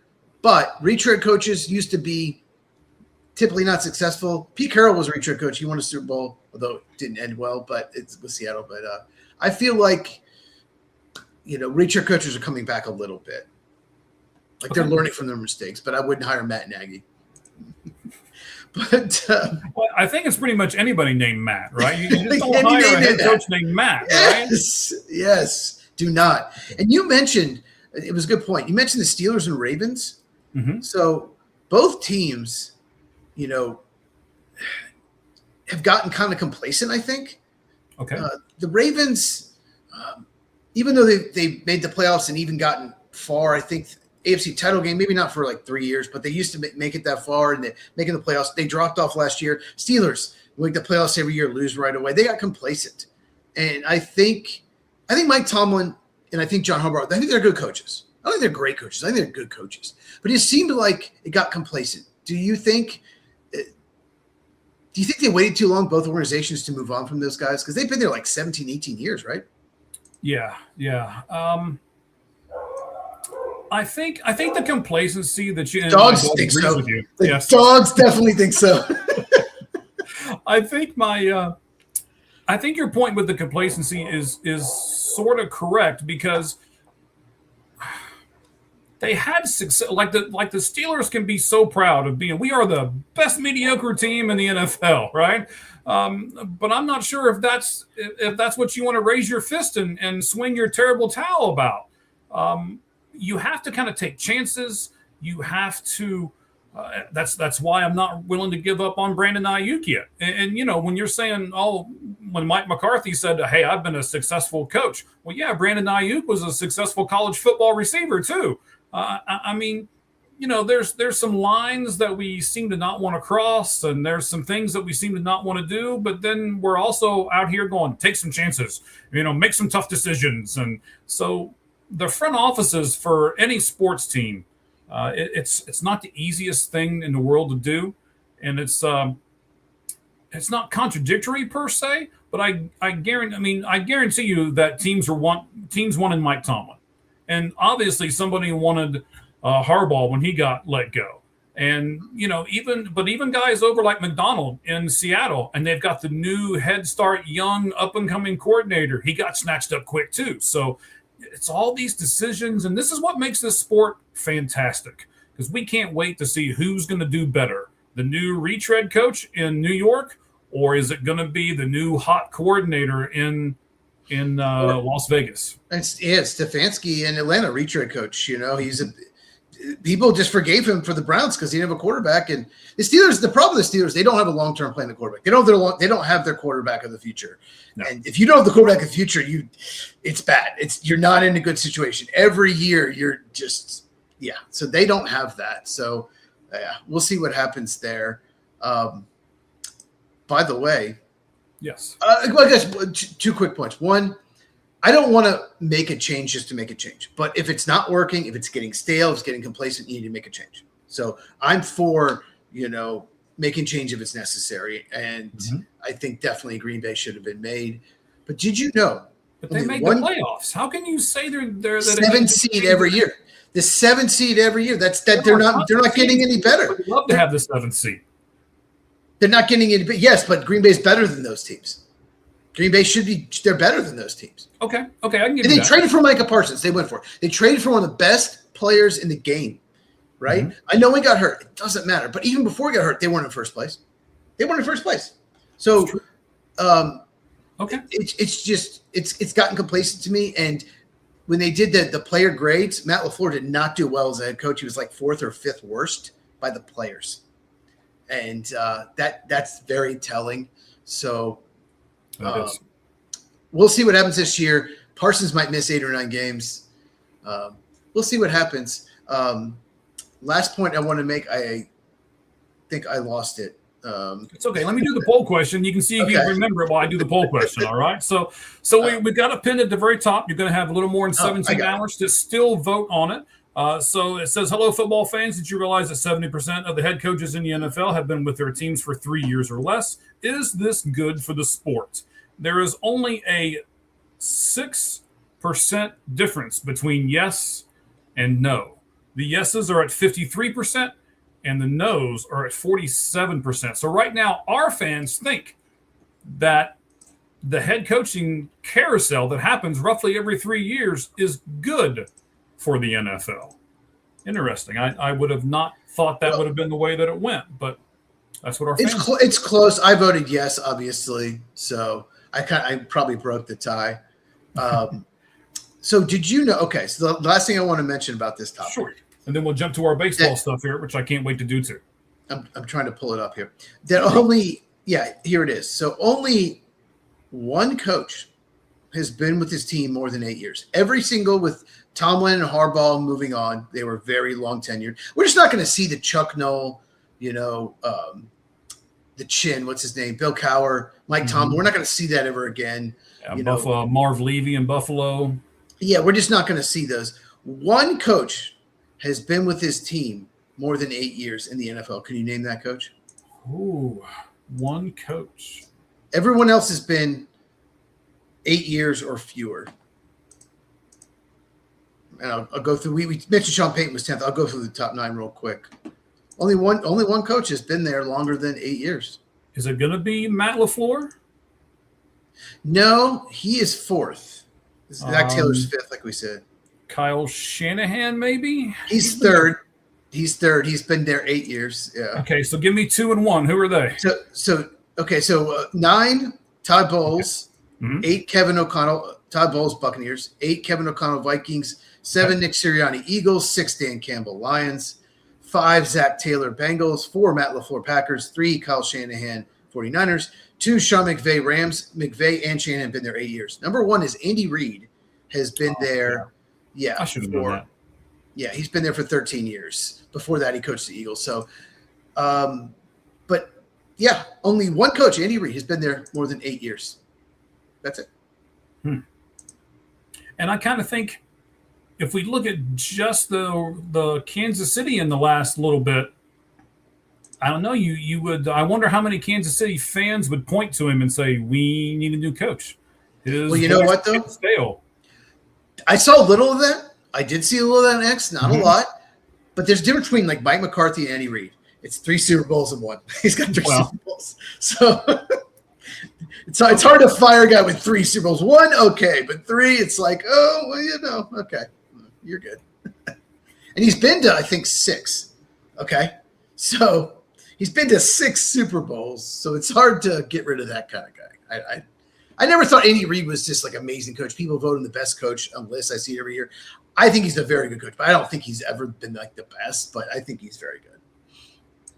All right, so let me plug this. Again, I've been teasing this for a few weeks. We've got our major sponsors. We've now put all 4 of them together. The only thing that I now have to do, and the rest of the gang here at All Gloves Off Sports Media, as we all work together, is get the scan codes and stuff ready, and then we'll be perfectly set for all of these sponsorships. So we're now going to jump to 4 Pitch Talk, and this is brought to you by 5core.com. Are you looking to upgrade your podcasting equipment without downgrading your wallet?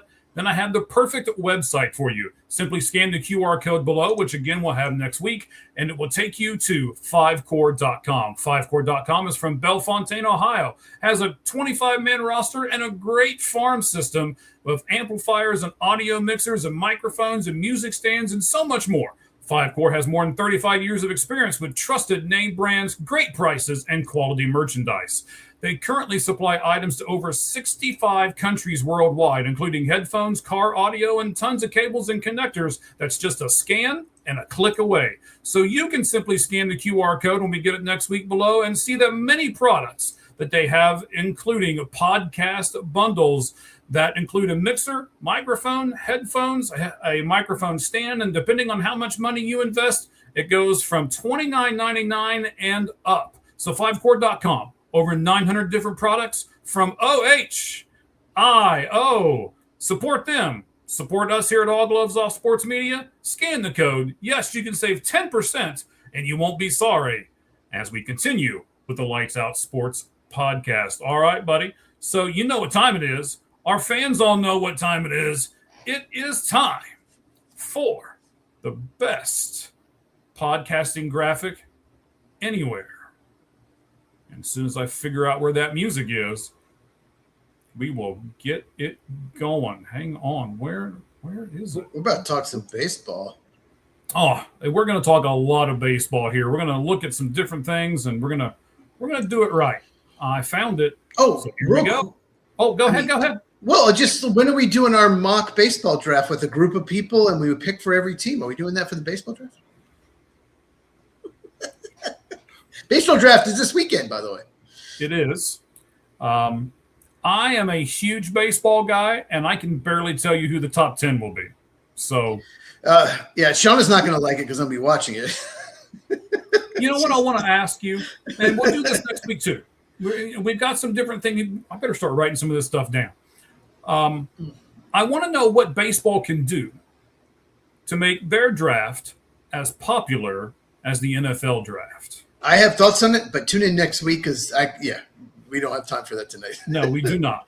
But here we go. We are going to do our baseball stuff starting right now.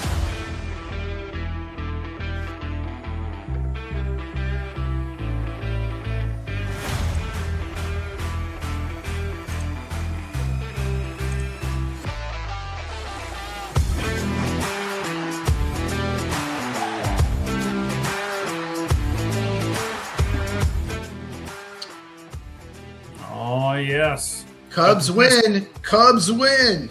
I'm sure the Reds did not, but we won't talk about that. So who'd your Cubs beat? They beat the Orioles. The Braves got murdered by Paul Skeens and the Pirates because the Braves are just falling apart. So they did score a run. the Reds. They lost 4-1. The kind of Royals bad. are beating the Mets 16-11. Who's beating the Mets? The Royals are beating the Mets the Royals. 16-11. The Royals also scored 15 against the Phillies a couple days ago. What is going on with the Royals? All of a sudden they can hit. Okay. I don't know. Well, I don't know. you know, Okay.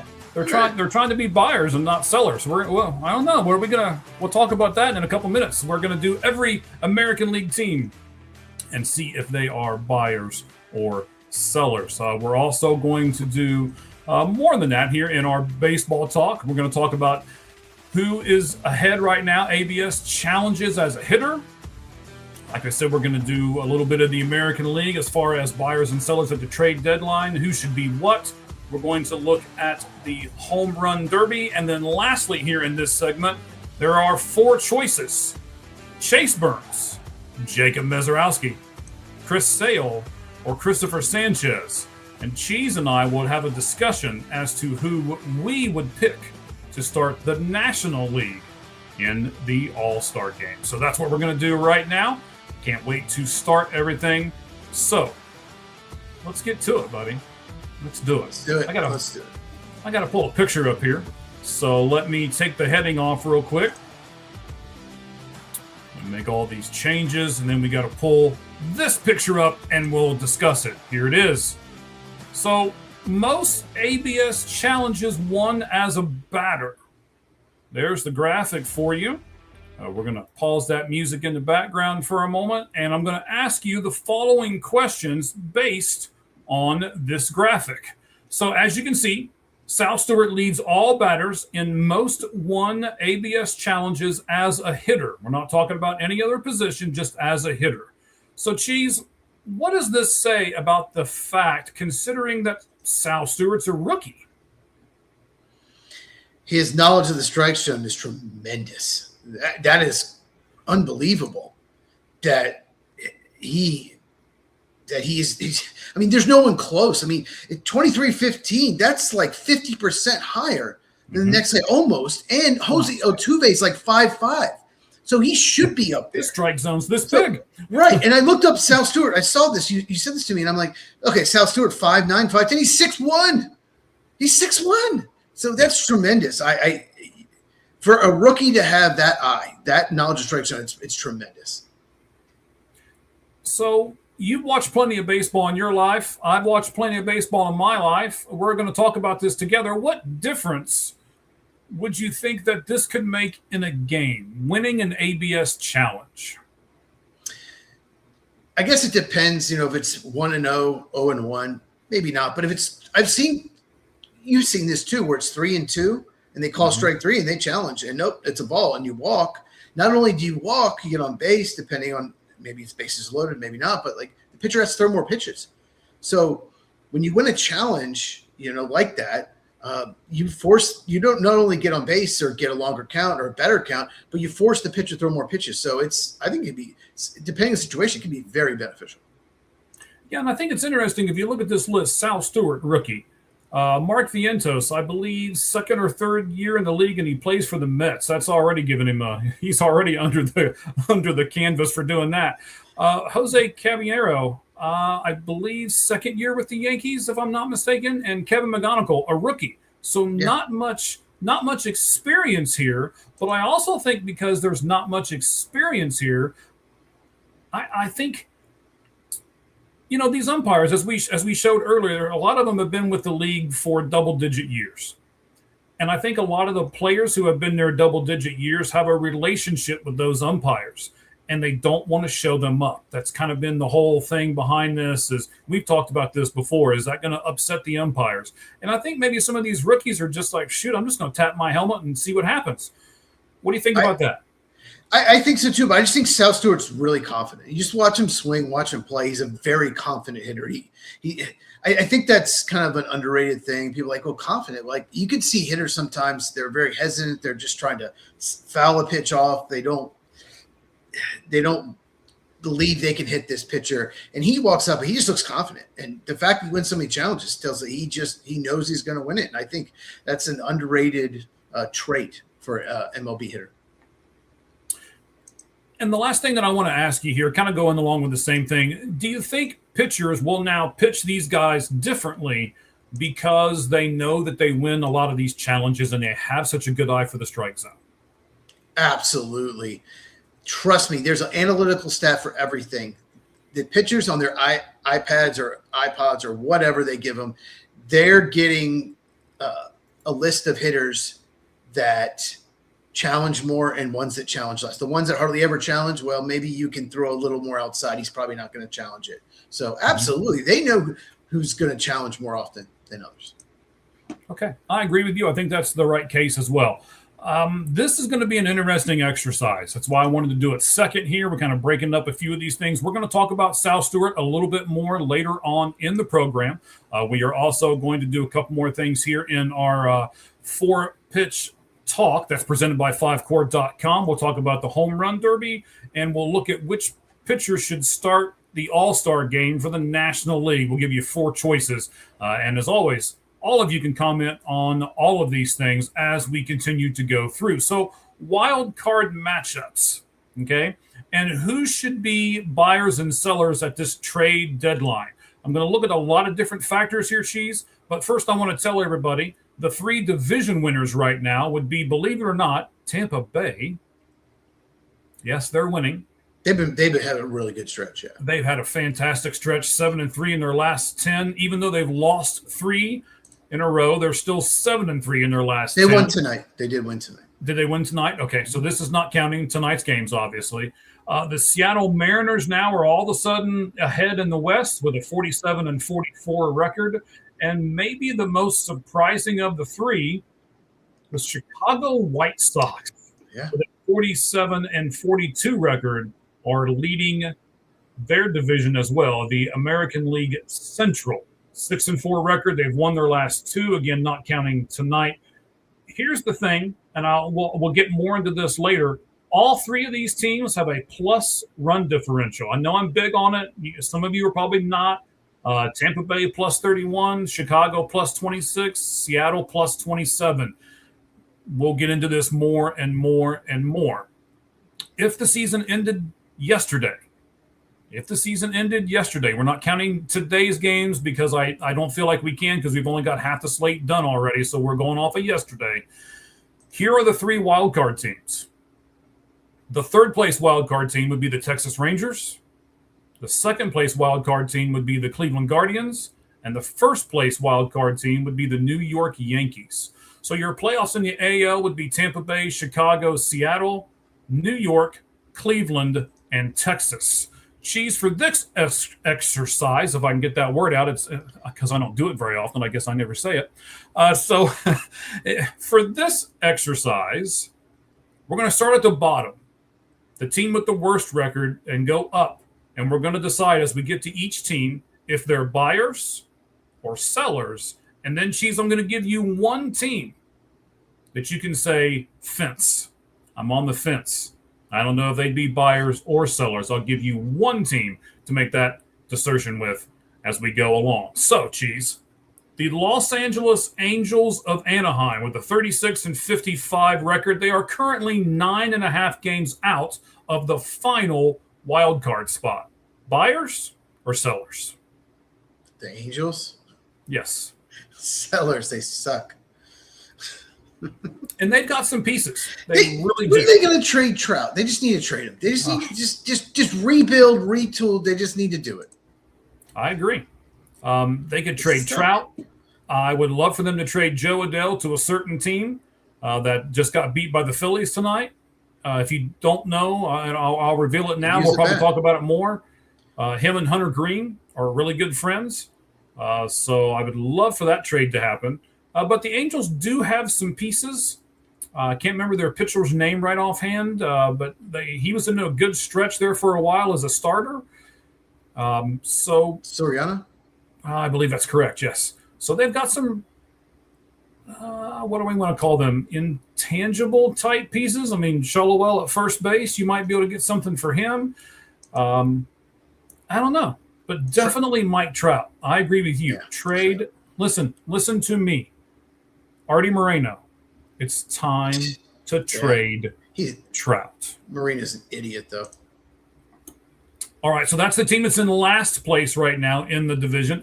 They were 9.5 games out. The team we just spoke about a few moments ago are 8.5 games out. As you said, in the last, 2 of their last 3 games, they have just absolutely beaten the tar out of teams. 15 runs, and then I think 16 runs. Yeah, I mean, they've given up 11 tonight, though. It's not like their pitching injuries have been their pitching sucks. Their pitching injuries have been devastating. So they're terrible. Yeah. And they are the Kansas City Royals, 37-54 record. That's a .407 winning percentage. They're 3-7 in their last 10.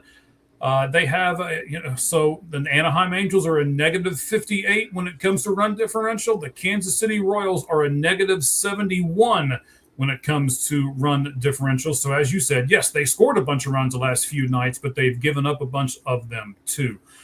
So what do you think? Kansas City, buyers or sellers, even though they've had a really big run of injury? No, it's sellers. Obviously, they're not. Keep the main core players together, but sell like your guys that are free agents, maybe some veterans won't help you in 2 or 3 years from now. But I don't think they'll be major sellers, but they need to sell. Okay. So they definitely don't need to buy, right? I mean, that's the other side of the equation. No, they're not buying. There's no way they're buying. Okay. Sell. Yes, we agree. I apologize. I was looking at some other spots before I came back over here, and then I saw it in the corner saying that we have some comments here. They have a really good lefty reliever, Daniel Lynch, that they could get something for. He's been, everyone needs left-handed relief help, so they could maybe get something for him. Okay. And we've said here, John's going to be at the Rangers game on Sunday. I want to go to that new stadium, John. Tell me what it's like, would you please? You can comment next week and tell us what you thought about that stadium and if it's great. Right field foul pole, taking my glove. So, yeah, I assume that means he'll be down the right field line, and he's taking his glove in case something gets close to him. So hopefully, buddy, you can get something. And then if you want, John, come out and see me out here in Arizona. They play out here. I'm sure that if you get a ball, I can get a signature on that for you. So, not that I'm bragging or anything, but brag. Okay, so, do that. Let us know what it is. Come out and see us here, and then we'll be able to do some different things, man. And I want to compliment everybody. We are close to 100 views right now live on the Lights Out Sports podcast. Good. See if we can get over that 100 view mark before the end of the show. So, Cheese, we have said that the Angels are sellers. We've said that the Royals are sellers. I think here is our first interesting one because the Angels are 9.5 out. The Royals are 8.5 out. The American League as a whole has not been very good this year. There are only, 7 teams that are above 500 as of yesterday. And here's one. Yes, they're 10 games under 500 again as of yesterday, but they're only 5 games out of that final wild card spot. And they have the best record in June, as you pointed out and sent to me. They are the Detroit Tigers. Buyers, Cheese, sellers, or are you going to use your fence here? They need to do one of 2 things. Mm-hmm. They need to just go in and buy. They need to do it now. Buy now or sell now. That's what I think they should do. They have a bunch of veterans that are free agents. They have a veteran team. So they just need to do it now. And the sooner you do, the more you can get for someone like Skubal. So they either sell now or just go for it this year and buy now. They've been playing better. The run differential you mentioned that's important. They're plus 15 despite being 9 or 10 games under 500. So 10. So it says 9 here, so they must have won tonight. I think just screw it. Buy. Go for it. They have a winnable division. They're only 4.5 out of the wild card. Buy. Interesting. Even though they're 10 games under 500, you're going to have them buy. They've been playing much better, and they got Skubal back. All that time they were missing Skubal, that kills you. So they're playing better. They have a good team. They made the playoffs last year. So, you're probably going to disagree with me until maybe you look at the numbers. Skubal's not been their best pitcher. Casey Mize has been. Skubal. Still Skubal. Yeah. He's still Skubal, right? You're going to have to pay him. So I like to kind of look at teams and have a plan. My plan for the Detroit Tigers would be sign Casey Mize to a long-term contract because he's not going to be near as expensive as Skubal is. You've got Riley Green. You've got what's the catcher's name that you were singing the praises of last week? Dingle. Yes, Dingle. Yes. Yes. I love him. You've got veteran leadership there in Javi Baez. Dylan Dingler. Dylan Dingler. I feel like that guy. It's like a 70s porno name. It almost scares you to say it live on a podcast. Oh my gosh! Got to say his name slowly. So yes. They've got some parts over there. I like the young players that they have. I wish I could. I've got too many windows open right now. I'm scared to crash the thing if I open up too many more. But I love the other outfielder they have. I can't remember his name right offhand. No, he's a good Christian guy. You've got, as we saw, McGonigal, right? That was one of the best prospects in baseball, one of the best young players. Prospects. Yeah. So they've got young, they've got veteran leadership, they've got good pitching, they've got good hitting, they play good defense, and they've got the positive run differential, which I really like. You have to have that. Again, as of yesterday, they're plus 11 in the run differential spot. So, yes. I'm with you. I'm going to buy. But one caveat to this. If I'm going to buy, I'm going to buy everybody. I'm going to straight go for it. It's going to be me and the Yankees battling out for that spot, right? And I'm just going to buy more people than they are. They need another closer.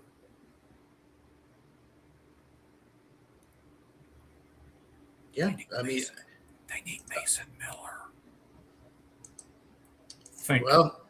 Think of that.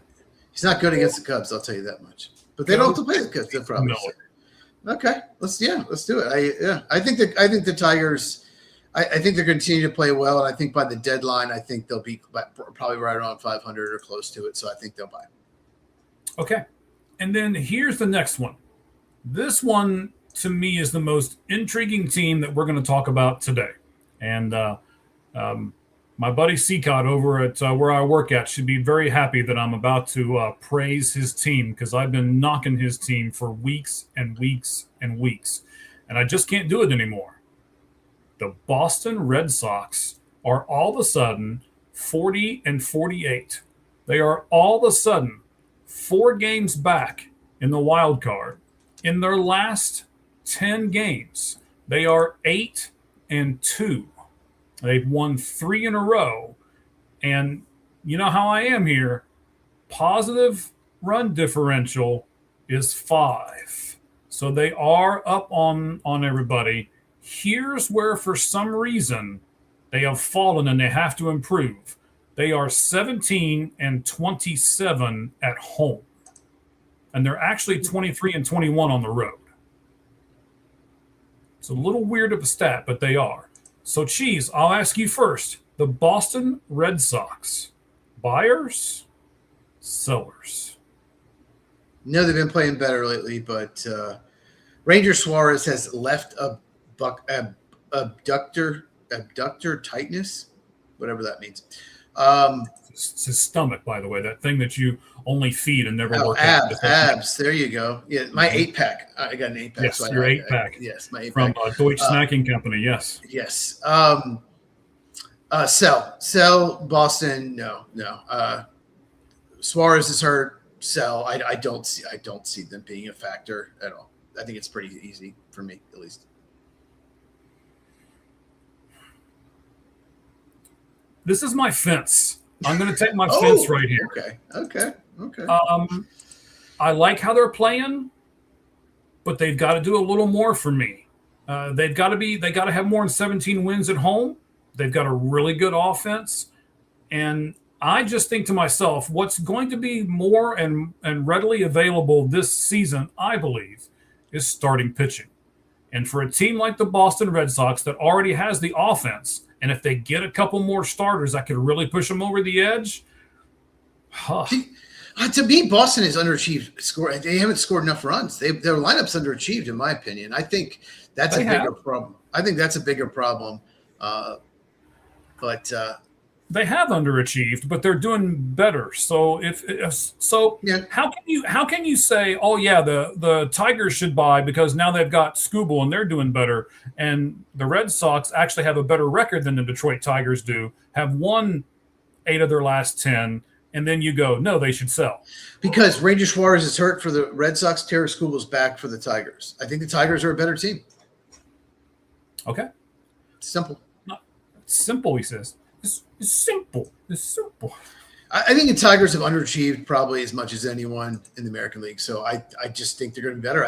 They're 41-50 according to this. I think they could be close to 500 by the time we get to August 1st. So, yeah. Yeah, and the difference between what Cheese is talking about and what I'm looking at is I looked at it yesterday on purpose because I didn't want the games to be skewed. So, yes, that is their current up to the minute record is 41-50.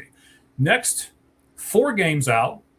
They're 3-7 in their last 10. They've lost 3 in a row, and they're a -72. Yes, they have the worst run differential in the American League. They're -72. The Oakland Athletics. Well, they're not Oakland anymore. The Sacramento Athletics. The Athletics, yeah. That's the Athletics. Cheese, buyers or sellers? Sell, lost 4 straight, -76 run differential. We talked about this when we did our previous show and predictions. I said they're a year away. They don't have the pitching. The pitching is abysmal. They have a bunch of really good young bats. Mm-hmm. I like the future, but it's not this year. Absolutely so. But, Cheese, they're in a division with the Angels, the Angels, Mariners, Rangers, Rangers, who are in first place, and Astros. Yes. Aren't those winnable teams right now? Don't you think the Athletics they don't have the pitching? Can beat them? No, because they don't have the pitching. The pitching is abysmal. It's abysmal. They can score, no doubt about it. I love Nick Kurtz. I love their young lineup. They have some absolute studs, but they just don't have any pitching. Okay. I'm with you. I think they should sell. I may have changed my mind, but Laureano is out now, and he will be for the rest of the season. So that's a huge bat for them. I think that makes them sellers. Now, I don't want them to sell off a bunch of their young, talented players, but they do have a few veterans that they can sell off, and I think they can get a few things back. So, yeah. All right. We are a little over halfway through our list here, so let's go next to a team that is 3.5 games out. There are 2 teams. There are 3.5 games out. Now, just for reference here, if you start with the Tigers are 5, the Red Sox are 4, the Athletics are 4, and the team that we're going to get to next is 3.5, and the team that we're going to do after that is 3.5. So these teams are all really, really close together, right? So we said Detroit is selling. We said Detroit should buy. Boston for me was fence. For you was sell. Athletics, both of us say sell. And next, the Baltimore Orioles sit at 42-49. They are 3.5 games back, 4-6 in their last 10, but they're a -28 run differential. They're the opposite of the Red Sox. They have a winning record at home and a losing record on the road. So, Cheese, the Baltimore Orioles have some real talent. What do you think they should do here, buy or sell? Same problem with the Athletics. It's been a problem for Baltimore for years, minus the 100-win season. They don't have the pitching. They lost tonight to the Cubs. They should sell. They're not going to compete with the Yankees or Rays. I think it's pretty easy. So. Okay, so you sell and you try to get some good young pitching? Is that what you try to do? Yeah, they have some good young hitters, although Gunnar Henderson's having a down. Rushman hasn't been as good. I don't know what's going on in Baltimore, honestly. A lot of the young hitters are having down years, but the pitching, they have not had good pitching for years now. They have got to get some pitching. So, yeah, they don't they can't compete. Even though they have a slightly better record than the Tigers, they are not better than them. I think they should absolutely sell. Okay. So you're selling with the Orioles. I'm going to do the same thing. I was very frustrated over the weekend when at Cincinnati, the Reds were only able to beat them one time. I was really hoping for a sweep because I think that's where Baltimore's at. Just kind of showed me where Cincinnati's at too, and now they've lost to the Phillies tonight. So, yeah, I was pretty disappointed in all that. And again, Baltimore, a losing record on the road. They're 18-26. They're a negative 28 run differential, and they're in a tough division. So, yeah, they almost have to go out and sign. They're probably going to have to go out and overpay for a pitcher or two, but they're going to have to get some pitching in order to compete in that division. Speaking of that division, the other team that is 3.5 games out, they won the division last year. In fact, they went to the World Series last year. You talked about Detroit being the team that has been, the most underachieving. I think that goes to this team. The Toronto Blue Jays, they're 42-49. They're 3.5 games out. They are 3-7 in their last 10. And you know where I'm going to go because of this stat. Their run differential, negative 51. Fence. So. Oh, Fence. I do not know what happened to their lineup.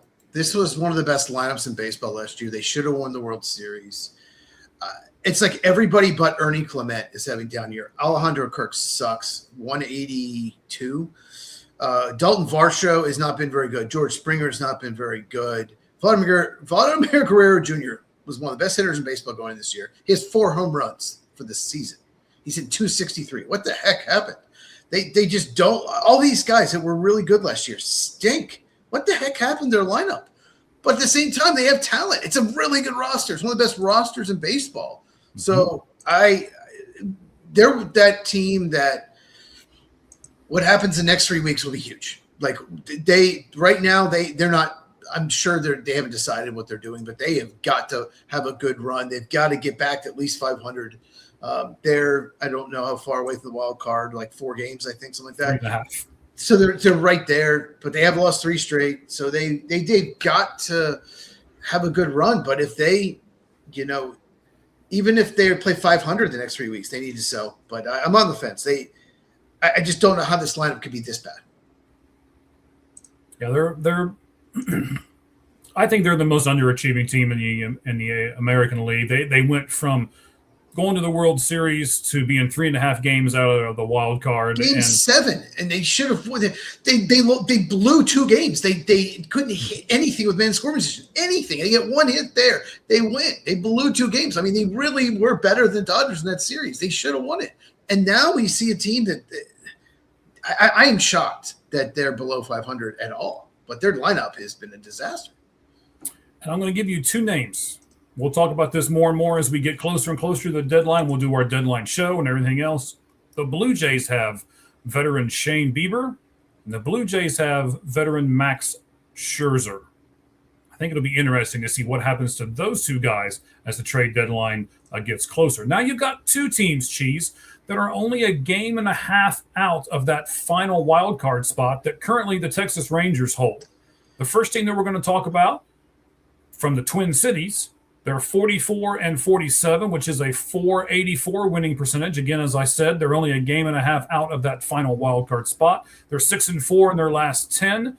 They do have a negative run differential, but it's only 17. They are basically the same home and away. Again, not counting today's record. They are 22-23 at home, and they're 22-24 away from Target Field. And here's a stat that might kind of push you over the edge or not. Against teams that are 500, they're 20-26. And I want to throw this one out there. The Blue Jays against teams over 500 are 17-32. Oof. Minnesota Twins. Buyers, Cheese. Sellers. You've already used your fence. Both of us have. So we got to go buyer and seller now. I'm going to sell. I think they've overachieved. I don't think they expected to be in the situation, kind of like the Cardinals, which we'll talk about next week. I think they should sell. I think Josh Bell, Byron Buxton have been playing amazing. Brooks Lee. But Byron Buxton's hurt now. But I think they've overachieved. I really think they should maybe even shop Joe Ryan. They can get a ton for him. I think the Twins – I don't necessarily see a team that's going to be a contender next 2 years. So I think they should sell and really load up on young talent. All right, well, that's interesting. Now, it's not interesting that Byron Buxton's hurt. I mean, surprise, surprise, surprise, right? He was having a fantastic year, it's been tremendous, yeah. And all of a sudden he gets hurt again. I'm not sure exactly what it is. Maybe the gals in the comments can tell us what it is. I didn't even realize he was hurt. So you're giving me news that I didn't know about here. Oh, he was put on the DL, I think, today. So was it today? Okay. He has a right hip strain. Which will affect his speed, which will affect his play in the outfield, which, it's almost worse for him to have a lower body injury than it would be to have an upper body injury. So when he's healthy, he's amazing. He's just never healthy. Yes, he's really good. That's going to kill him. He was going to do it this year too. But that's going to kill their chances. I know they're only one game of the wild card, but let's be honest. Like I said, they've overachieved. They're not a team that can compete even if they get in the playoffs, so they should sell. Okay, I would agree with you on the fact that they have probably overachieved, yes. I'm going to agree with you, I guess. I don't know. I was kind of on the fence with this one. I like how their team is made up. I think their catcher is going to probably get traded, but it's hard to trade a catcher in the during the season because you got to. Caratini. You're talking about Caratini? No, Jeffers, I believe. Oh. Well, I think he could trade Victor Caratini because he's been on so many teams. He knows all the pitchers. I think you could trade him. But I think Joe Ryan, you could get probably 2 top 50 prospects and then maybe another 2 decent prospects for him. I agree with that. I think that could be one of the best trade chips, and they should just see what they can get. Okay. Yeah, I'm not saying I disagree with you. It should be interesting. And here, for me, is the most interesting team out there. I was going to do a deep dive on these guys earlier in the year, and I decided not to. I decided to wait and see what happens. All of a sudden, they're 45-48. They are, as the Minnesota Twins are, they are a game and a half out. They're 5-5 in their last 10. So they're also a negative 45 in the run differential department, which scares me a little bit. They're 19-24 against teams over 500 as well. So that gives me a little trepidation. But it's the Houston Astros, the team that's close to you, buddy. What do you think the Houston Astros should do, buy or sell? Buy. They had all these pitching injuries. They're doing better. They won tonight, so they're 46-48. They're like right there. Let me see. They're 2 games out of the division. Alvarez having an amazing year. I think they're going to go. I think it's going to go really well the rest of the year. They got Hunter Brown back, so absolutely buy Astros. Interesting. By the way, over on our X account at All Gloves Off SM, there's a nice little video on the 4th of July. Yordan Alvarez hit 2 home runs. One of them, the second one, of course, was the walk-off, and he celebrates with someone. I won't give it away. It's a pretty neat moment. So go over we have the video up, All Gloves Off SM, see who Yordan Alvarez celebrates with. It's a pretty nice, it's under 30 seconds, so it won't take too much of your time, and it might warm your heart all at the same time. So it's a pretty nice video. Go over and look at it. I don't think I'm going to agree with you on this one. I don't really think Houston's that talented. They have the best hitter in baseball, in my opinion, Yordan Alvarez. And if they don't have him, where would they be? I'm not trading him, but I think they need more around him. I think it's time to move on from Jose Altuve if you can get something for him. And they've got several. Josh Hader they can trade off. They've got some good relievers they can trade off. And they can do what they did a few years ago. You trade off 5 or 6 of your guys, you reload, you come back stronger, and look what they did. They went on a 10-year run. And I think they have to have enough courage to do it again this season. Trade off a bunch of their pieces and then go on a 10-year run in 2 years. So I would be in trade mode if I were the Houston Astros. They won't be. We'll see. Okay. All right, so we've looked at all of those American League teams that are not in the playoffs right now. We were looking at sell or trade. Give me just a second here. I clicked away from it. We'll go over them real fast here. So we both said sell Angels. We both said sell Royals. We both said buy for the Tigers. I used my fence for the Red Sox. You said to sell. We both said sell for the Athletics. We both said sell for the Orioles. You used your fence for the Toronto Blue Jays. I said sell. We both said sell for the Twins. You said buy for the Astros, and I said sell for the Astros. So not even we can come up with the same answers for all those teams. So it'll be interesting to see what their general managers do from point A to point B. All right, that's our second part of our four pitch talk here. That is presented by. Let me remember. 5core.com. There we go. So that's who's giving us this one today. Let's talk about the home run derby for a second, Cheese. Now, I know that you don't necessarily love the home run derby, and it's been a while since you watched, so I'll start there. Why don't you watch the home run derby? It's boring. It's just so boring. It's just I went to batting practice once at a major league game and I was bored. It's batting practice. It's I haven't watched it in probably 25 years or more. I didn't realize you were even 25 years old, sir. You look so young and refreshed over there. So, yeah, and I get 25 years ago. When you turn 40, I get it. Yeah, so Thanks. You remember. I remember all of that stuff. You're right. So, is there anything that Major League Baseball could do that would get you to tune in?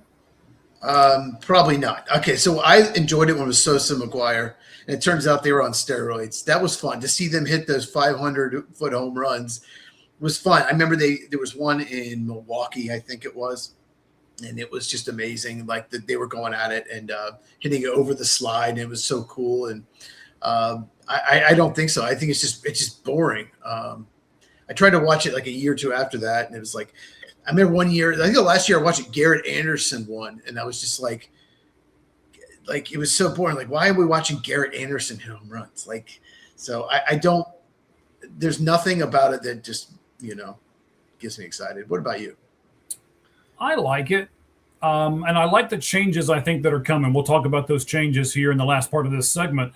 But we know two people who are going to be in the home run derby. We know Junior Caminero from the Tampa Bay Rays will be in it. And then we also know this guy, Ben Rice. He announced today that he is going to be in the home run derby. Does this make you want to watch it all? Ben Rice, Junior Caminero, one of the brightest young guys in the business right now. Still doesn't want to make you watch? Not at all. Well, you're just a buzzkill. Just being honest. That's not going to. Well, that's fine. I want you to be honest. I want all of our fans to be honest as well. There's no real Adam Dunn anymore. Even like there's just I want to the fun thing about it was watching these massive runs that went 500 feet, and there's just these guys. Ben Rice, yeah, that's not going to get me to watch it all. Okay, all right. So they are going to change the rules. So let me ask you this: regardless if they're an all-star or not, because you're big on, and we've talked about this a few times, I want the best players. Would you like baseball to change it to where they say anybody can be in the home run derby? You don't have to be an all-star. I don't care. I'm just going to put a shotgun under my chin for this segment and we'll be done. Before we did this, you're like, I could care less about the home run. I just don't watch it. That would not change me watching it at all. What do you think? I don't know. It would be intriguing to see some different people who maybe aren't all-stars but can hit the home run ball really well. Like, what if Alvarez didn't make it? Yordan Alvarez. That's the guy I want to see.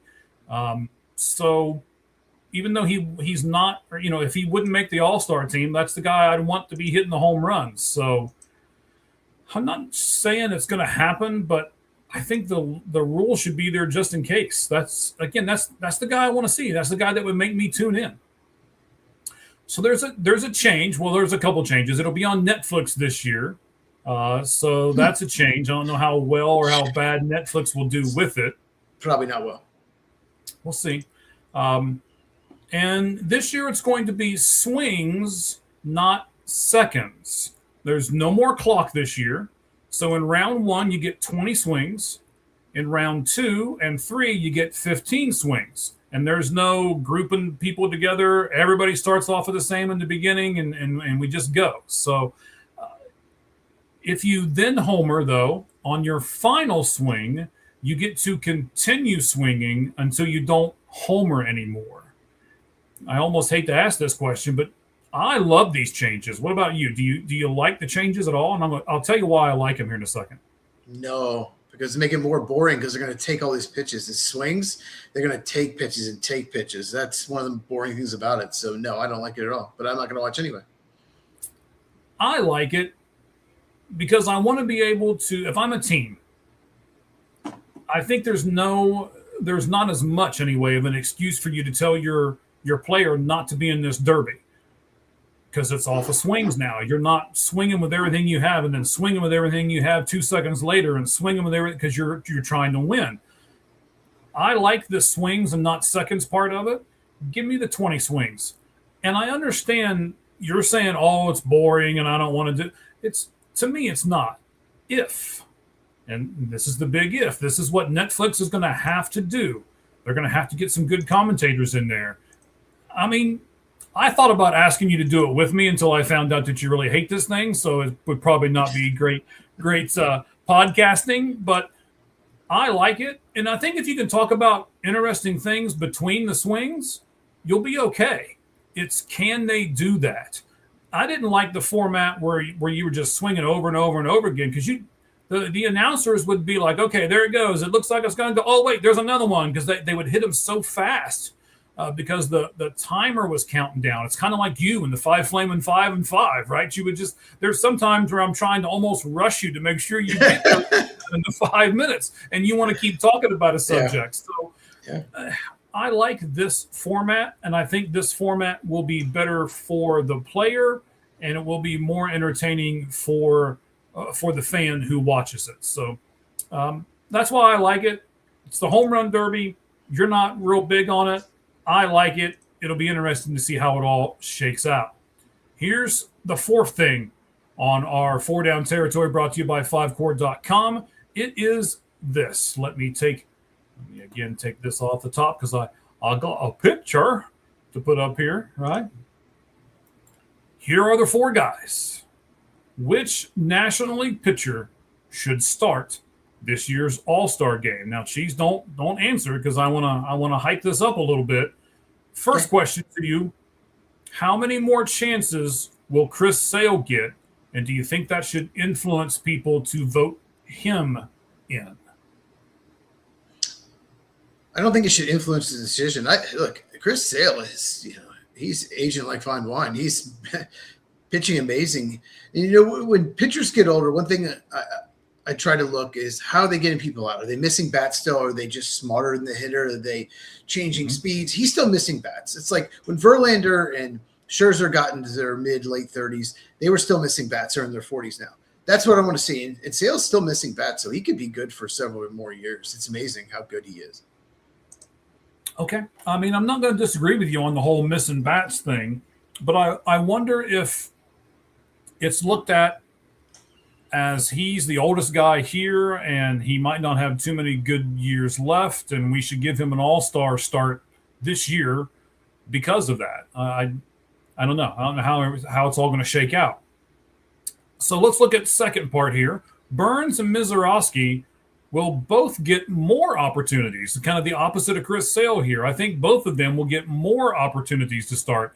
Do you think that will influence people going, oh, well, we don't need to give them the start this year because those two guys are young, they're flamethrowers, they're excellent pitchers. I'm sure they're going to get more starts. What do you think about that, Chase? Maybe. We've seen pitchers just get hurt and never the same. You never know. Like some of the young players have been amazing. Some of the best. Chris Bryant was one of the best players in baseball his first 4 or 5 years, and we saw what happened to him. So, of course, it's pitching, but like pitching get hurt. So I don't think that should be a factor at all. I don't think, they have more opportunities. So we shouldn't let them be the starter. No, I don't think that should have anything to do with it. Okay.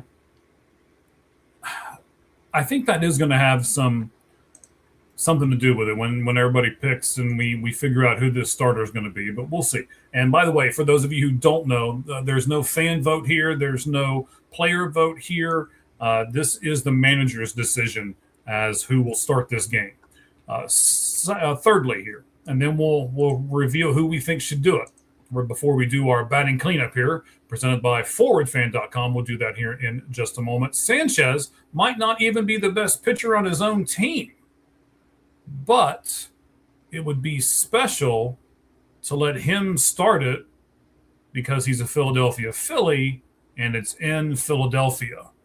First, do you think he's the best pitcher on his own team? And secondly, do you think he will be voted as the starter simply because he plays for the team where the game is being played at? I guess it'd be good for the city, but like he doesn't, of all those pitchers, I think he's probably least deserves it. He's the second best pitcher to Wheeler on his team. To answer your question, I think he's the second best. Yeah. And then I also think, he's not been good the last 5 starts. He was obliterated by the Royals his last start, 9 runs in 3 innings. So he's not pitching well. So the other 3 deserve it much more.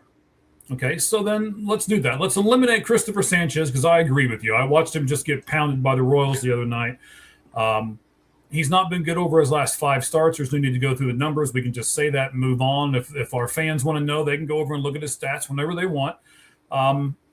Chris Sale, Chase Burns, Jacob Mezorowski. I'm going to say something about Mezorowski that's probably not going to go over well. When he started this last time in Cincinnati, he should have had 4 more earned runs than what he had. He was protected. There was a play to where there was an error made, and they gave that he should have had more earned runs. So 4 more, yeah. You give up 5 runs, only 1 earned. Yeah.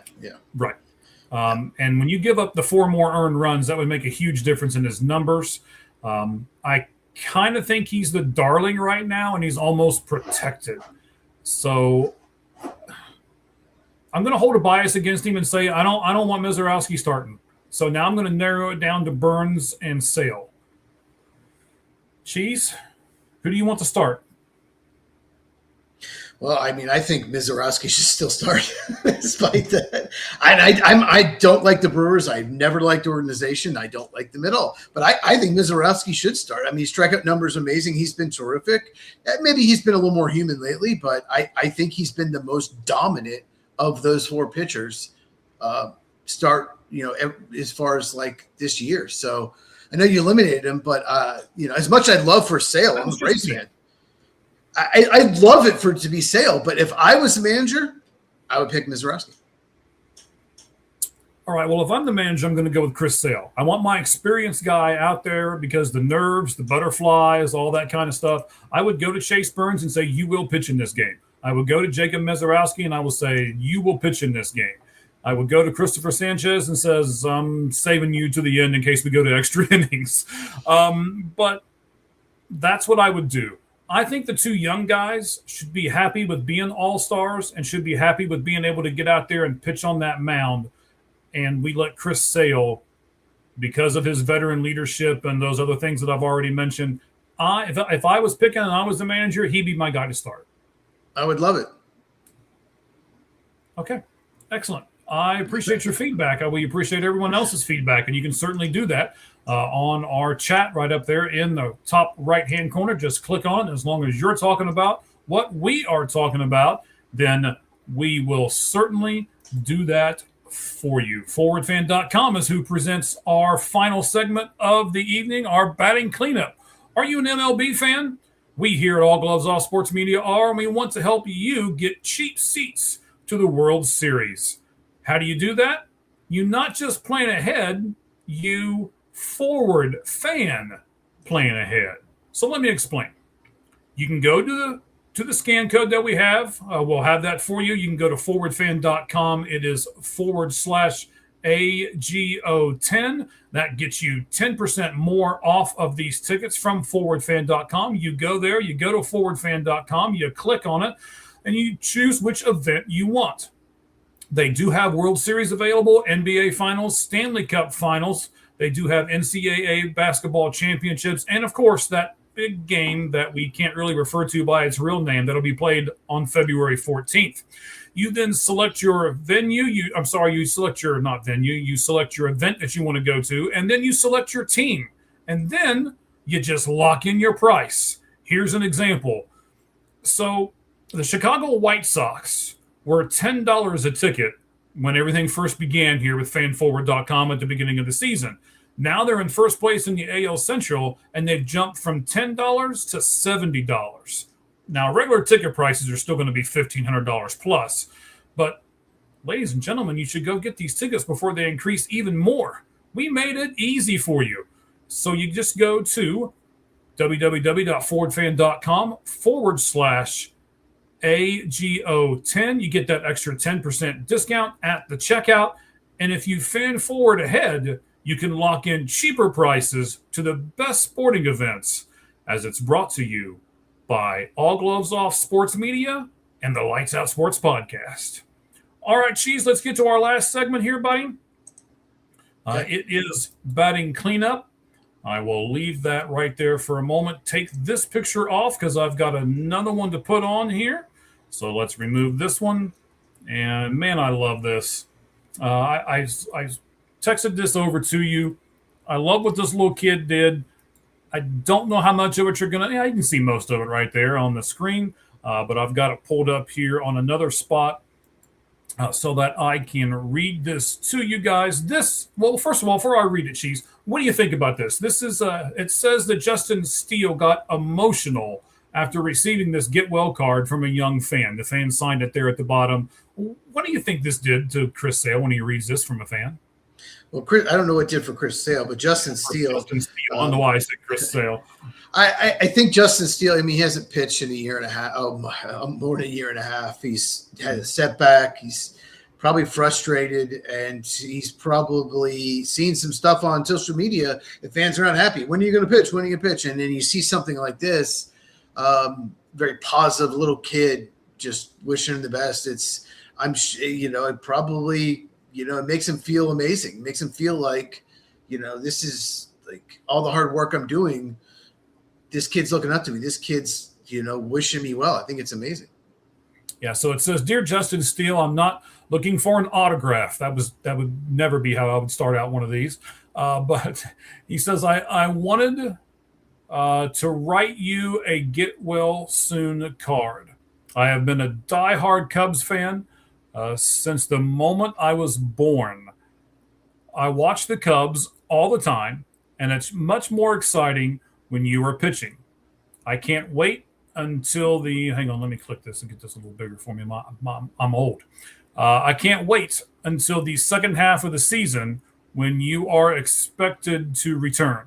Don't push it too much to get back really soon of you. It might you might get injured again. I love watching you pitch, and you're amazing.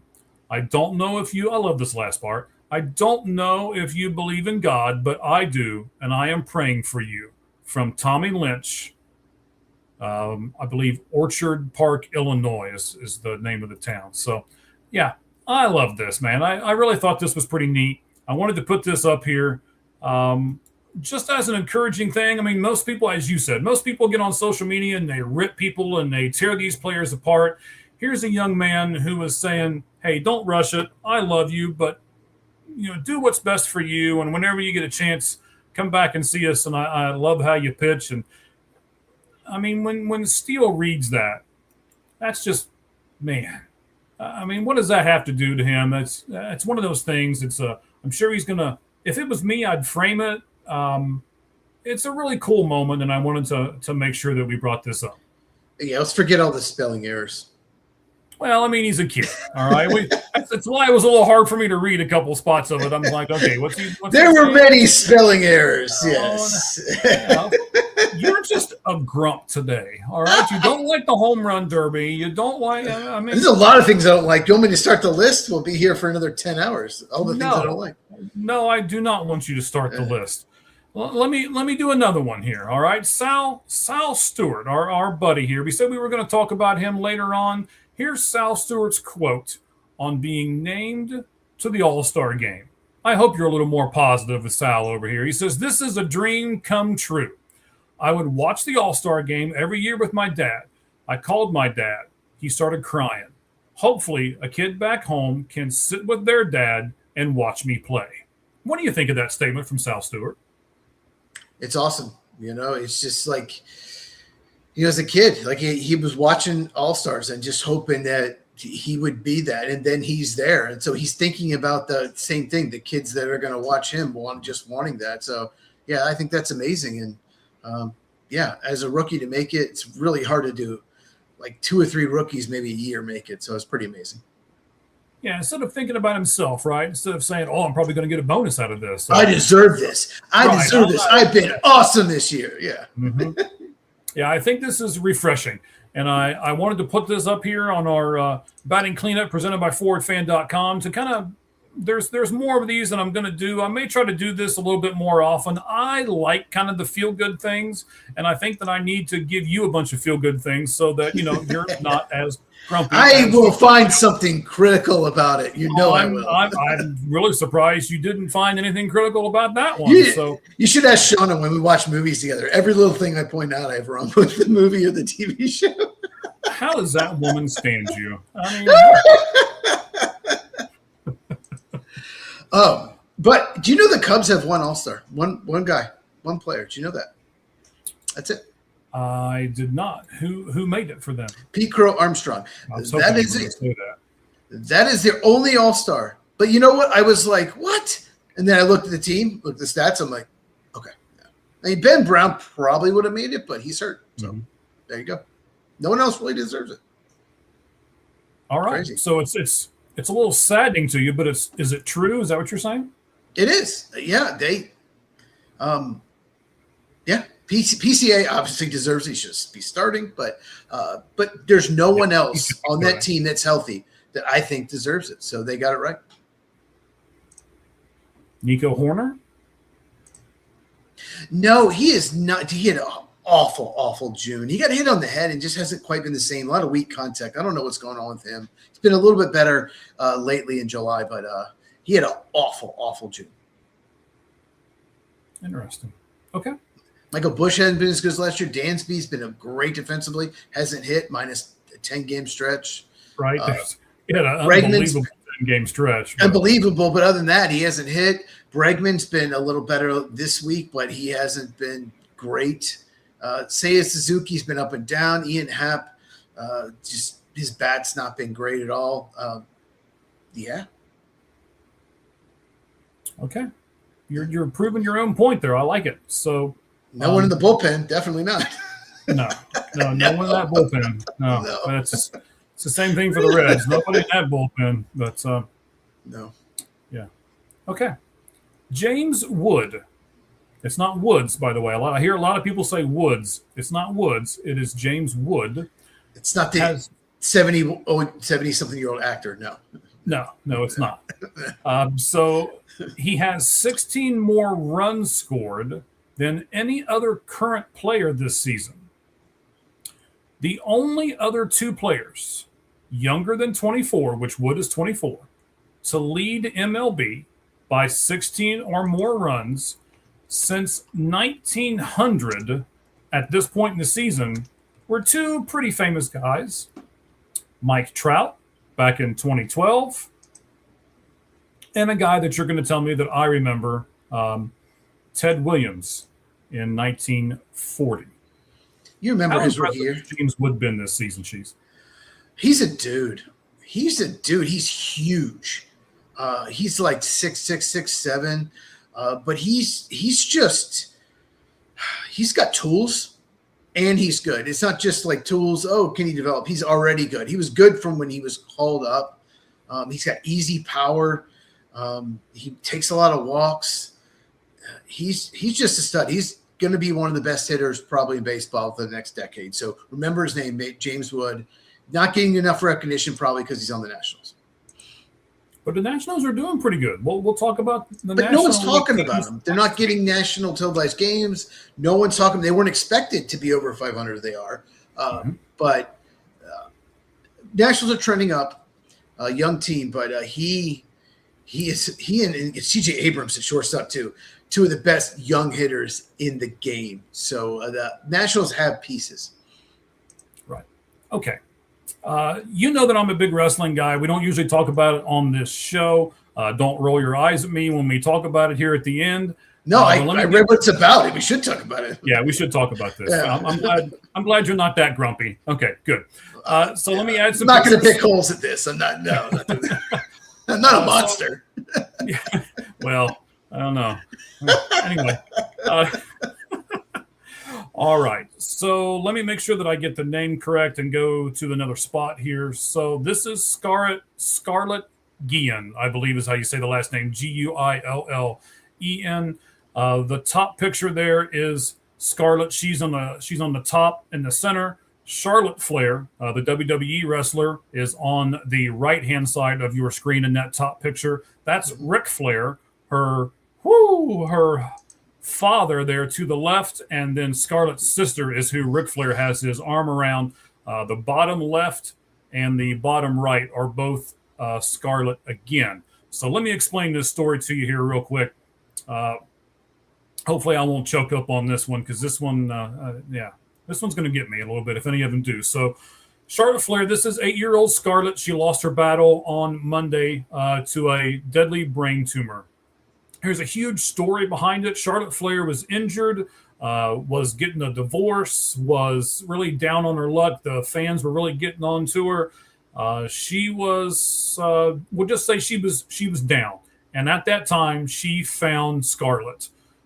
Flair did 3 huge things to memorialize her little friend here. First, she canceled all of her commitments on Monday and drove straight to Scarlett's house and sat with her family. As they mourned the loss of her daughter. Scarlett had done something similar, as there was a day to which she had the brain tumor thing going on. I believe she had chemo and all that kind of stuff, but she wanted to get to a local WWE show in order to see Charlotte. So they did a bunch of things like that during the day. They rushed. She was not feeling well at all, but she wanted to see Charlotte. So she got to the arena and she saw Charlotte Flair, who was her favorite WWE wrestler. That was when the two of them kind of hooked up. It was through Bayley, by the way, for those of you who are WWE people. Bayley did that, I believe, kind of backstage and all of that. Charlotte Flair also paid for her entire funeral. The family had spent every dime that they had trying to keep their little girl around for as long as possible. They had no money to bury her. So Charlotte did that completely out of her own pocket. And Charlotte has now started a children's brain tumor foundation in Scarlett's name, using her own money to do so. There is also a GoFundMe account if that's what our fans want to do, if they want to go over and donate anything to it. It is under the name Scarlett Guillen. If you want more information from it, I can send you links and things like that. I didn't want to put everything up there. Sometimes YouTube does not like it when you put different links up on the screen and things like that. But Cheese, I know you don't have kids. I've got one. I won't tell you the story of my daughter because I don't want to bore people, but it's pretty personal to me, and so is this. Talk to me a minute as a person who doesn't have children but can see the kind of difference that they can make in someone's life. It's just an amazing story. It's just so tragic when 8-year-old, she was 8, you said, passed Yes. away at 8 years old. But you can't stop it, but there's other things you can do. And I don't think people realize how expensive funerals are. And so starting a foundation too is just amazing. And, it'll keep her memory alive, and that's what you want to do. So it's an amazing story. And there's several things over on our X account if you want to get more information on this. This is not something that I'm trying to use to be like, oh, go over to our X account and see all the stuff. We have plenty of followers and plenty of fans that do that. I don't need to do that. But this is a great story. And if you want more information on it, then by all means, please go over. I have Ric Flair's post. I have Charlotte's really long post. LA Knight gave a bunch of money. Bailey gave a bunch of money to it. Tyrese Halliburton actually gave a bunch of money to it as well. Basketball stars. So for the Pacers, yeah. Yeah, from the Pacers, yes. He's a big WWE guy as well. So it's one of those things that one person can bring people together.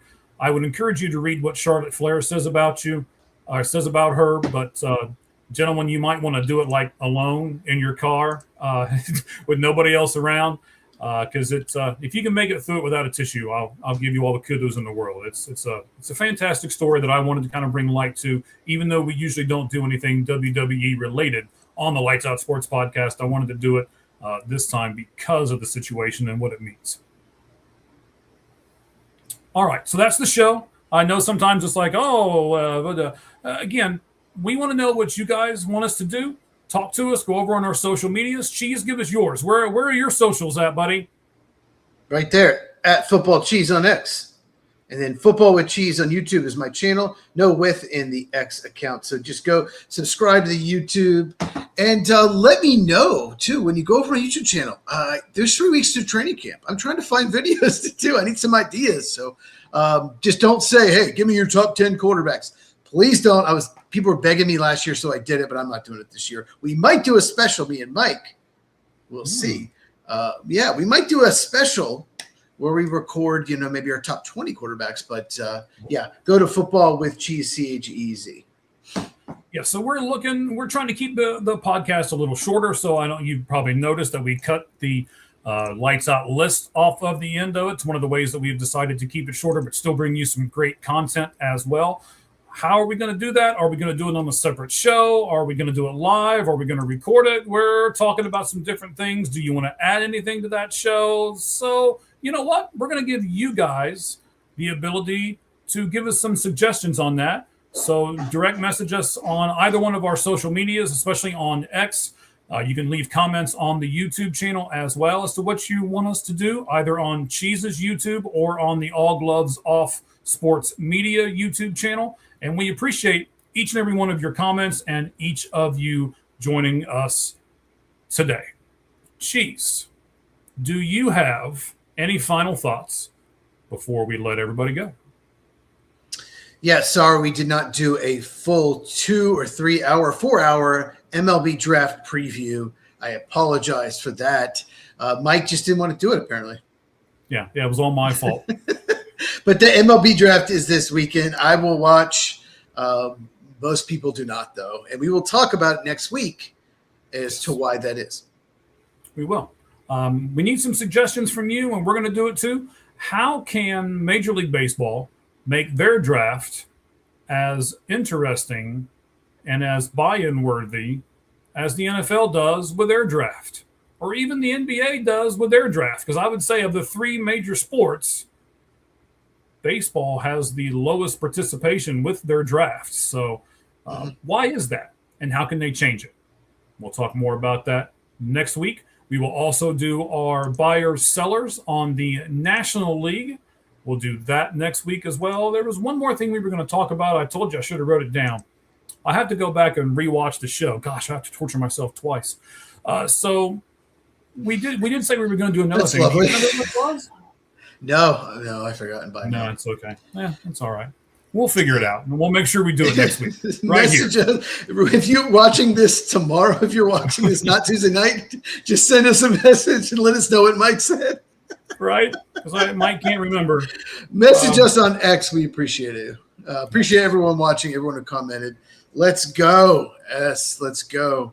Is that orange tea for the Vols? college football's coming soon. I can't wait. Late August, we're going to do a college football preview. Should be interesting because I think that there's a lot of good teams. I don't think there's like Ohio State 2 years ago, just going to run through everyone. I don't think there's a team like that. So we'll talk about that in August. We will talk about that. It sounds good. All right, guys. Once again, thank you all very much. We certainly appreciate it. Make sure you say hello to our sponsors that we started this week. 4 big sponsors with us. And as we always say, at the end of every show, the only thing that's fair in life is a baseball hit between the third and first base lines. Good afternoon, everyone. Thank you for being on board. We appreciate it.